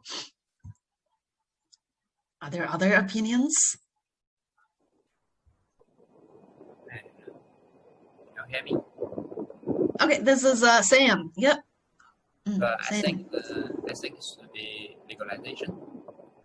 And speak louder, Sam. I can hear some again the bubbling sound at your back. Yep. It should be legalization. So I think because we need to do the lessons. Before we give the lessons, we can do the due diligence to know the growth sales, how it's going, and to check the work of the growth sales. Also, we have the ID document to identify ourselves. If we get married, you cannot go to this place.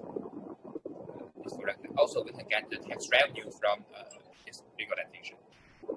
Okay, yeah, thank you for your opinion, Sam. Although I didn't get all of it, I get some of that, especially the last sentence.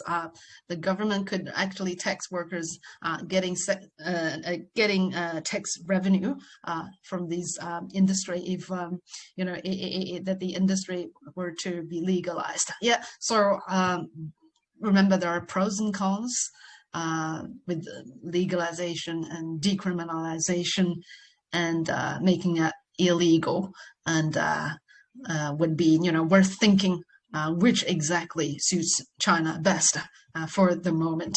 Of course, we know at the moment it's not legalized, but in history, yes, during a certain period, it is legalized and decriminalized, but in other periods, not. Yeah. Okay, now let's move on to the next one. What is the next one? Okay. Conclusion. Okay, we've talked about sex in translation. Sorry, sorry, because I'm doing a project called Sex in Translation at the moment. My mind is there. Yeah, sorry about that. And so currently my job is, you know, translating some of the surveys, and we compare the surveys and discuss the sex terms used in there. Here, it's not about sex in translation. Okay, so sex in traditional China, we've talked about that. So sex, we know, was a very natural act, expression in earlier China. It was very liberating before the Qing dynasty, and there was no such concept about sex, sexuality, and gender until the new cultural movement emerged in China.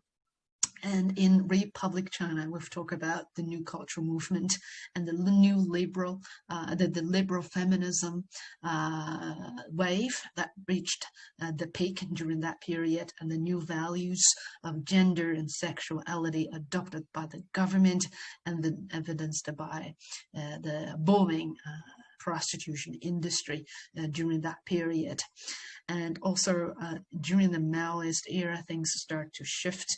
Everything became centralized and very restricted. Everything was centered on socialist construction, and there's class struggle. Everything sex, romance were considered as the enemy of socialism. They're capitalism,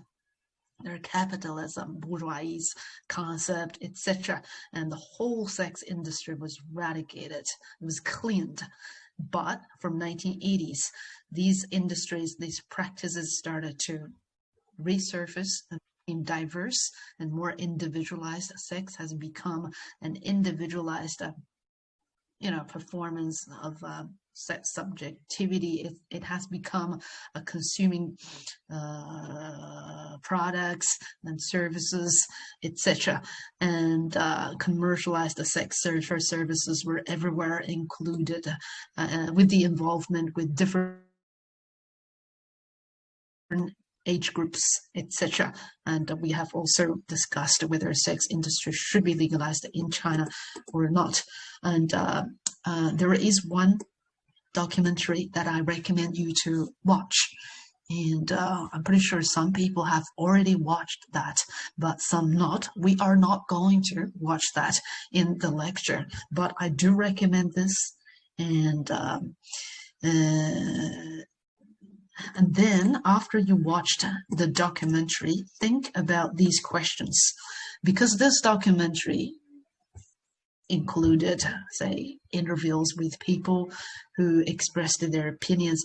Those people include scholars and non-scholars, and they described the China's sex scene in Maoist era and in reform era, and you can see the contrast between the different periods, and think what are presented as the upside of China's changing sexual behaviors and attitudes, and what are the downside, the good ones, the bad ones, and what does the video tell you about sex in China, and see if you agree with some of the representation in this video. So you can also certainly think, relate to people's comments to Foucault's theory on sex and power, on the so-called repressive hypothesis. See, because in that documentary you will hear different voices of people, and you can link that to what Foucault said, and then you had a better understanding. You will have a better understanding about sex in China and sex in other countries, even in general, how to perceive sex, as a concept, as an academic concept. Now I would like to just run a session, because we have 30 minutes left. Feel free to ask me any questions about this week's lesson, and also feel free to ask any questions that you may have about your self-interpretation task, because I know some people have started preparing for this task, which is great. You have 1 week to work on that next week, in week 6, right? And you are very welcome to check with me and James if you are not 100% sure about your proposed project. And I hope you could do enough research and work on that, and do enough research before writing that one up. I know it's not a lot of words. 1,000 words. It can be done easily, but it's usually it's hard to write a very excellent piece just simply with 1,000 words or so.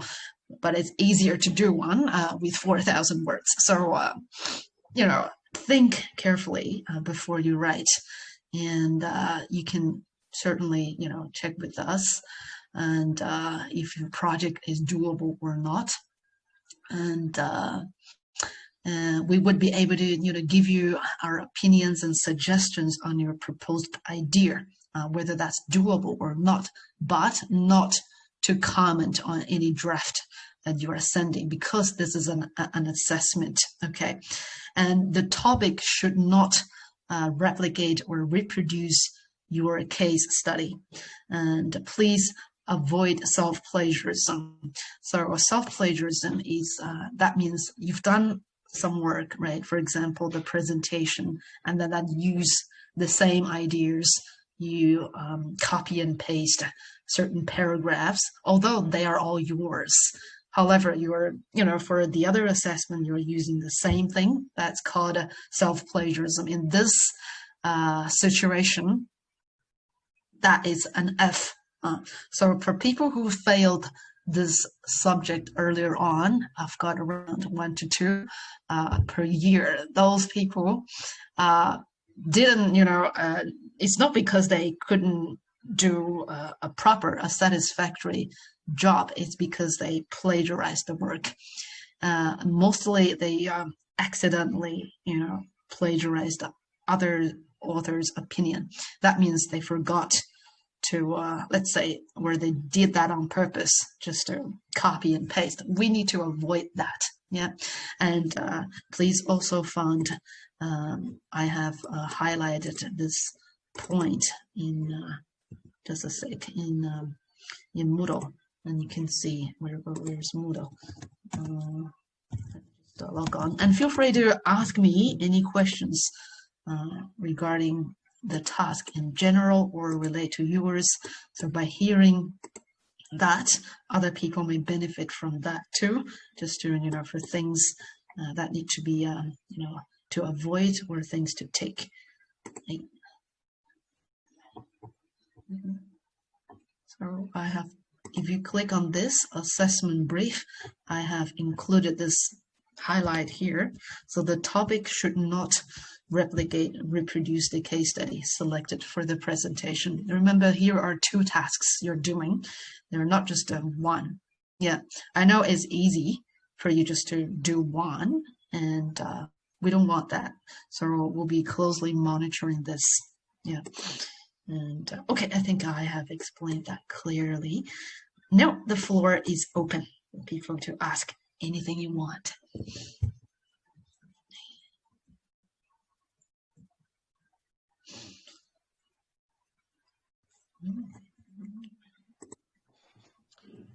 Hi, Pan. This is Brendan. Yep. Hi.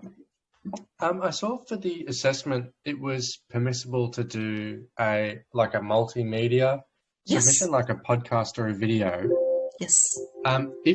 So I've been doing some research. If we're choosing to do that, is it best just to send you an email and get you to double check that the topic and the presentation is okay? Yeah, of course. Yeah, feel free to do that. Yeah. Great. Thank you. No problem.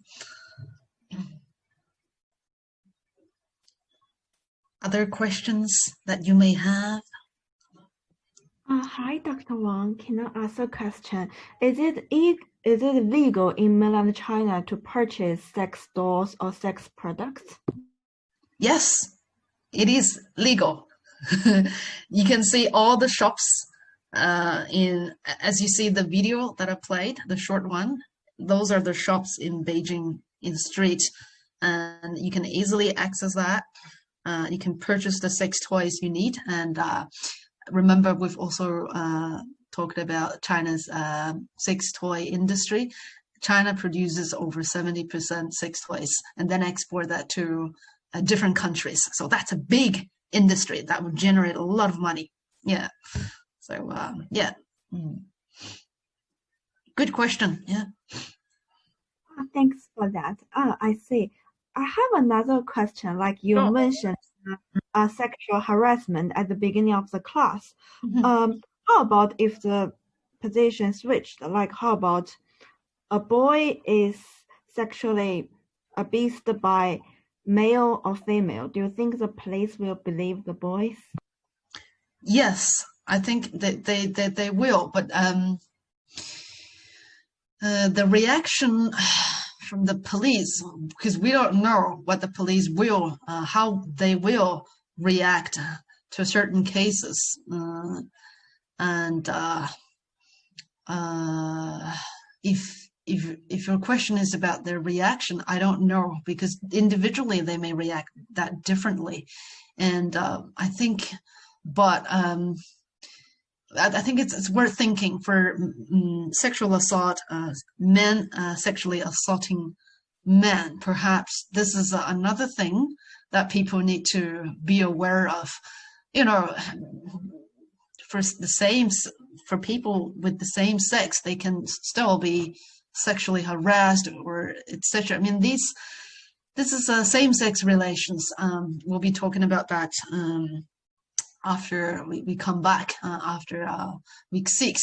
So this is another, issue that you were talking about, intimate behaviors, relations between the same sex, and because you will learn more about that in the coming weeks. But I don't know, for individual reactions, what they will handle this case. For women, I think, again, if this is too light penalty for that man, just having a word with him for, detain him for 7 days, and that's it. And if the victim is a male, I think it's very likely the police will detain that guy, but may not be that long if they don't see that a form of sexual assault. And yes, so they may react differently, I suppose. Yeah, if that's a man. It's a very interesting question. Yeah. Yeah, so there are a lot of laws that needs to be in place to address these issues, either intimate behaviors and sexual assault between the same sex or different sex in China. Yes, and which is not really covered by any law. Yeah, so as there is no guideline to follow, then as you can imagine, how people handling the case would be different. I mean, the local authorities, yeah, they would perceive that differently. They will handle that in different ways. And presumably many would, not really address the issue in the very end. Yeah. So in other words, this issue would not be solved in the very end.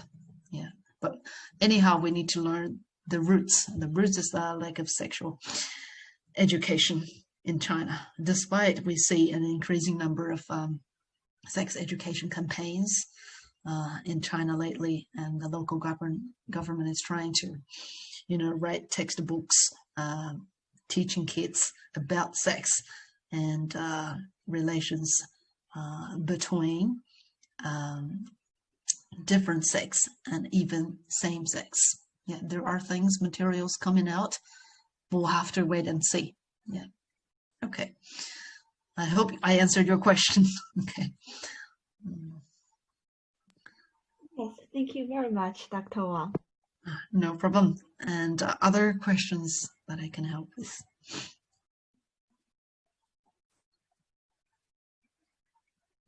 Feel free to ask. Yeah, Janet. So I've got a quick question in relation to the personal interpretation. So are we meant to talk about our interpretation of gender in China in general, or focus on a case study in China or a particular topic like women in politics? Anything. It could be anything, as long as I read, that's your original thoughts based on scholarly research. I think that will do. Yeah, it doesn't matter. It have to be a case for, but I would prefer not to be a case study, because we've done that case study for the presentation. Yes. But on the other hand, too general is not very good either. For example, if, say, somebody is saying, I believe in, gender equality, and that's too general. And we need to narrow that down. But we don't have to, make that as a case study. As I said, you can do a variety of things. I've got people's proposal on interviews with people asking their opinions on domestic violence. I think that's a great idea. So, things like this, will do. Yeah. And you think about one angle, and then you address that, express your opinions through different formats. That would do. Yeah. Are we allowed to look at things that are not covered in the course but relate to gender in China? Yes, of course. Yes, that would be good. Yeah, for example, any ideas so far that you want to, running in your head? Not in particular, but I was just struggling when I was looking at in general gender in China. It was really hard to capture everything in 1,000 words. So I was thinking to probably narrow it down. Yes, I can think of something, for example, that's not quite closely related to the weekly themes, but possibly things, if you prefer, you can talk about gender in sport. You can talk about gender and, animation. You can even talk about emojis. Emojis is a very gendered phenomenon, right? But we need to focus on China, though. Yeah. But when we talk about emojis, it's not quite China related. This is just an example. Yeah. And you can talk about, say, women live streaming practice, etc., etc. That things are not covered in the weekly topics. Yes. Mm-hmm.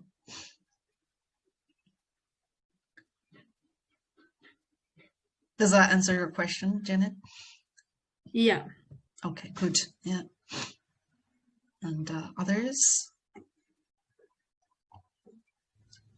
So in the assessment brief, it says that you can submit a painting. So if I painted something, would I just scan it and then submit it? You will need to explain that. Yeah. Okay. Yeah, so we still need to read the narratives. Yeah. If image, you can use image to, you can visualize that, the things that you want to articulate.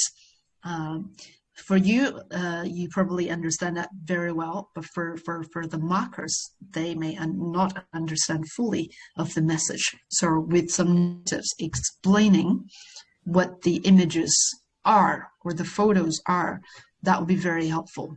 Yes. Mm.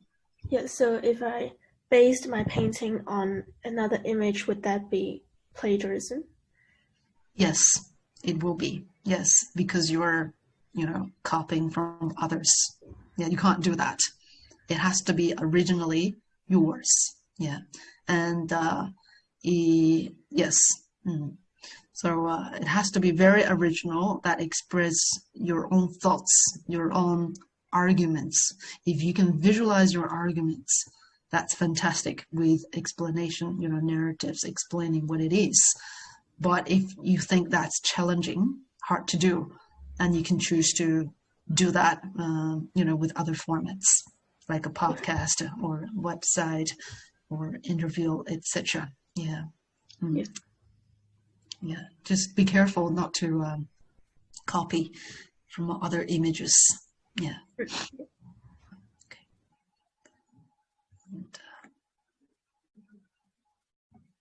And, other people may have other questions.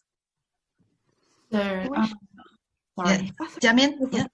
So if I want to do a video, do I need to show my face in this video, or I can just add my audio in this? It's up to you, Jiamin.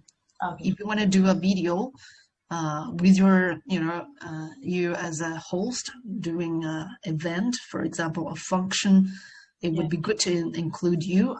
If you can just make a documentary with your voice presented. Yeah, because if I want to do a story, I want to using my audio and then cutting some photo. Do I need to do anything it? It's totally it's up to you. You can either include your image there, or or without. That's all fine. If that's a documentary, a real documentary, then that means in the term it's called a fly on the wall, right? If you want to do a fly on the wall documentary, normally people would not see you present in the camera. Yeah, so it depends on what kind of format you're doing. Yes. Thank you. No problem. And just now I think there is another hand. Hi. This is who is this? Speak louder. I just have a question about the assessment Because if I want to do an essay. Is this Jiamin or is this Hello, can you hear me? Yes, and who is this? Xinran. Xinran, yeah, please. Yeah, if I choose to do an essay, should I have to like add some reference or something? Of course, yes. If you're doing an essay, you need scholarly references. Yes. And also for the critical reflection or a research essay that you choose to do, that also will need to include scholarly references. Yeah. So giving you enough, say, a variety of choices to do that, that does not mean that, writing an essay could be without references. And also for people who want to do podcast and all of those, it's very helpful to include references too, because those are narratives. But on the other hand, as those, those are different formats, completely different from traditional essay, then you don't have to, but include scholarly references would be much, much better. But for the traditional format of writing an essay, yes, you do. I hope I answered your question, Xinan. Yeah, thanks. No problem. And remember to avoid assumptions. Sometimes I do read people's work, and which shows the examples that they gave do not really match the arguments that they provide. So there is a disconnection between these two. So logically, it needs to be, connected well. This is one thing. And the other thing that I noticed is, it's also important to set realistic goals. For example, if your goal, say, if you don't spend a lot of efforts or haven't done enough work and then you're aiming for HD, that's not very likely. Yeah. And also academic skills, especially writing, take years to build. So would be good, to be more realistic and set the goals that you can reach. Yeah. Or else if you, set the goals too high, then you will get disappointed afterwards. So I don't want you to get disappointed, but do, make sure each step that you do is a solid step, and don't rush things. And a lot of you are, doing a great job that I can see. Yeah. But I can also feel at the same time, people are not just, doing the right thing that I want to, just to point out. Okay. And other questions? May I ask not a question, but I would like to share something with you. Sure. Before I take this subject, I didn't realize that there are so many gender inequalities around me. For example, you mentioned the difference between 众所周知 and 妇孺皆知. I mean the vocabulary, basically they are the same meaning. However, there is some rooted or hidden gender discrimination with it. I haven't realized that before. However, after taking this course, I was better at recognize the inequalities among myself, and sometimes I feel angry about that. I'm mad at them at the things they've done. So what's the purpose of this course? The purpose of the course, you can read the subject outline. On the one hand, we need to make sure that we can enhance your, through doing this course, we could enhance your critical thinking and communication skills. These are an academic writing skills. These are the general academic skills we need to achieve as a graduate. And on the other hand, for gender, you can read say our subject outline. You can find more details there. There's a description for the aim of the course. And then I have also addressed the aim of the course in week 1. Joy Shaw, if you look at this slide, you'll be able to find that there. And if you miss it, you can hear the recording. But the easiest way is to find the subject outline. You can get it from say, if you look for the subject outline in Moodle course outline, you can see my screen, right? Can you see my screen? Can you see my screen? Yes, yeah. I can. Okay, yeah. So the summary of the course, this is what, the course does. It tells you the changing gender sexual norms experienced by people, and with a lot of the, as what you said, the gendered relations, the power dynamics are actually hidden. The course, one of the aim of the course on gender in China is to really expose and to let you know, giving you a pair of glasses, allow you to see the things that are hidden, in our everyday life. And with that pair of glasses, and you will see where exactly are the types of gender inequalities that you haven't really been able to see without the glasses. Yeah, so this is one key aim. And there are, of course, and you can read that by learning different themes. You understand the different, gender cultural relations, the gender relations in the Chinese culture, etc. Yeah, you can read that. Yeah. So basically, what I want to emphasize is the pair of glasses that allow you to see the hidden gender inequalities and gender relations in everyday life. Okay. Does that answer your question? Yes, thank you, Dr. Wang. No problem. Besides, I feel like after learning this course, I feel like the words and the conversation with my own family members, sometimes they are pretty ridiculous and too narrow-minded sometimes. So as a result, I don't know how to communicate with them. I wish I could pass on some more equal information to them. However, I have no idea how to communicate with them.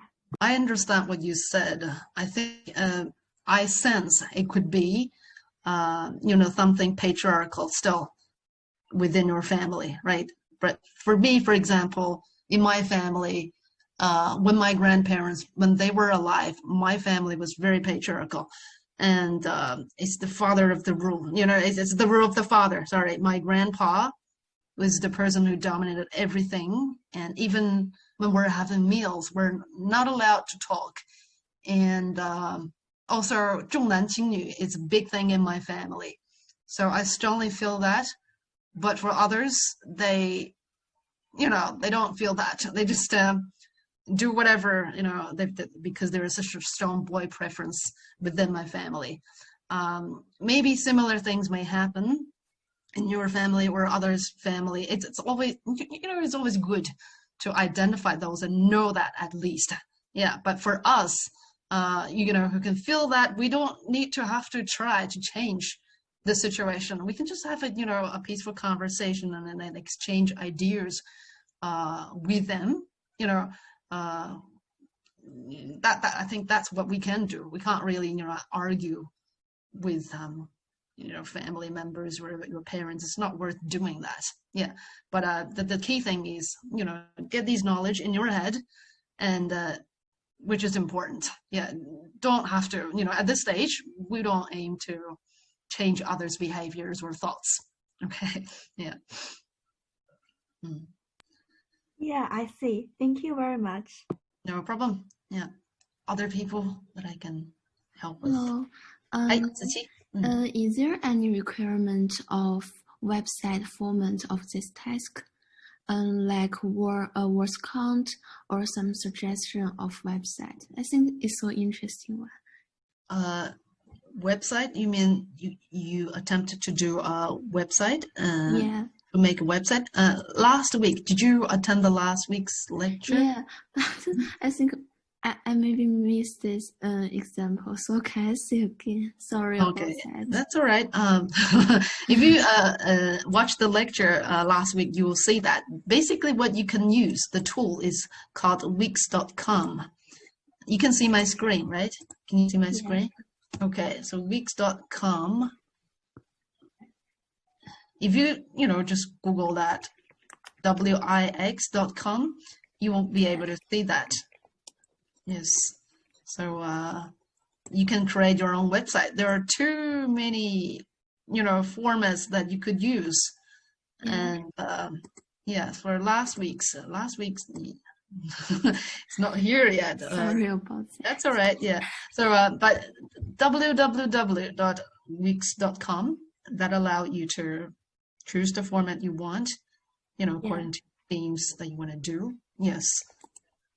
Does that help? Yeah, help. Okay, good. Yeah, and that's free. Yeah, so that's good. So, so I can select some pictures from other websites or master original pictures. I mean, create by myself. What? What do you mean? I mean some pictures pictures. Photos of my website. I mean, I must create by myself, or I can select it from other websites. You can draw the link to the other website. If you want to use anything, you can build a link. You can use, there are, different multiple functions there you can choose. And for images, I think you can use, the images there. And also for free images, I think there are certain websites, if you Google, they provide free image use for people, for users. That's where I normally get my pictures from, because I know there are IP rights there, right? People will need to protect, and you can't really use anything online. So for the images, for free images, as far as I know, what is that called? If you Google that free image, then there are free websites that provide you with the images that you can use it for freely without worrying about the IP rights. Yeah. Okay. Thank you. No problem. Yeah. Others, I can help.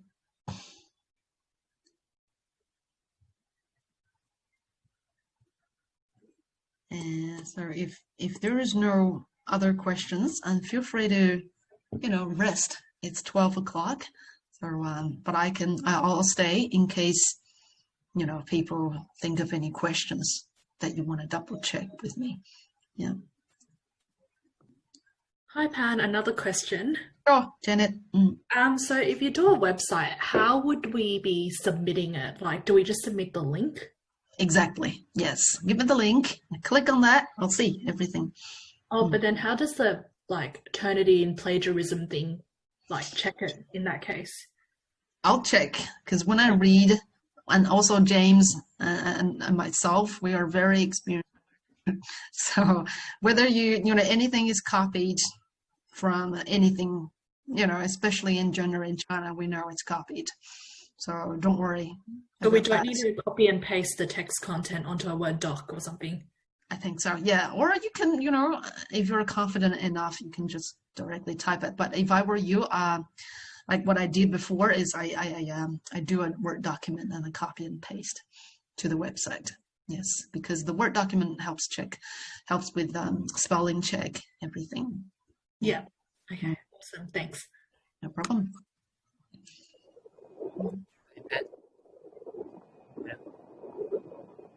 Okay, Sam? Yeah. Yeah. When I hear the sound, I know it's Sam. Yeah. Okay. Are you driving, or are you in a swimming pool, or where? My computer's Wi-Fi is not good. Oh, okay. Yeah. Sure. So we need to do a case study for our individual assignment. The presentation. Yes, that's a case study. So the case is we need to select the case which you provide on Moodle. Or if you're talking about the gender case study, that's for the presentation. And so we need to select one from it, right? From it. You're talking about the presentation, Sam? Yes. So we need to select one case from the gender case study list, right? No. No. Were you attending the lectures? Okay. That list are for your references only. So you choose a case that you prefer. You don't choose one out of the list. You choose the one that you really want to do. And it's been 4 weeks, right? It's going to be 5 weeks. So you'll see people's presentation in the tutorial, the cases that they present. You'll have a much better idea about what it is. And we've done 4 practices in the lecture, Sam. And so I think you know, at this stage, you'll have a better idea what that one is. So I get this. Thank you. Okay.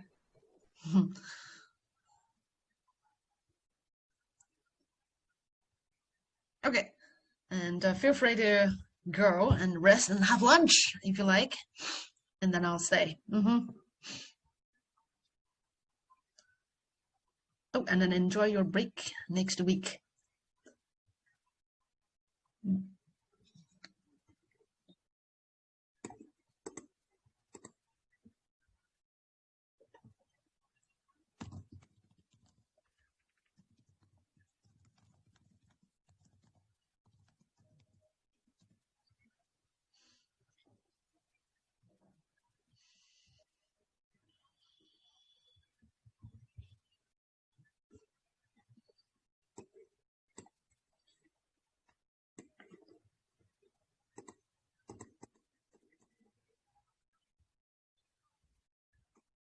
I can stop recording now.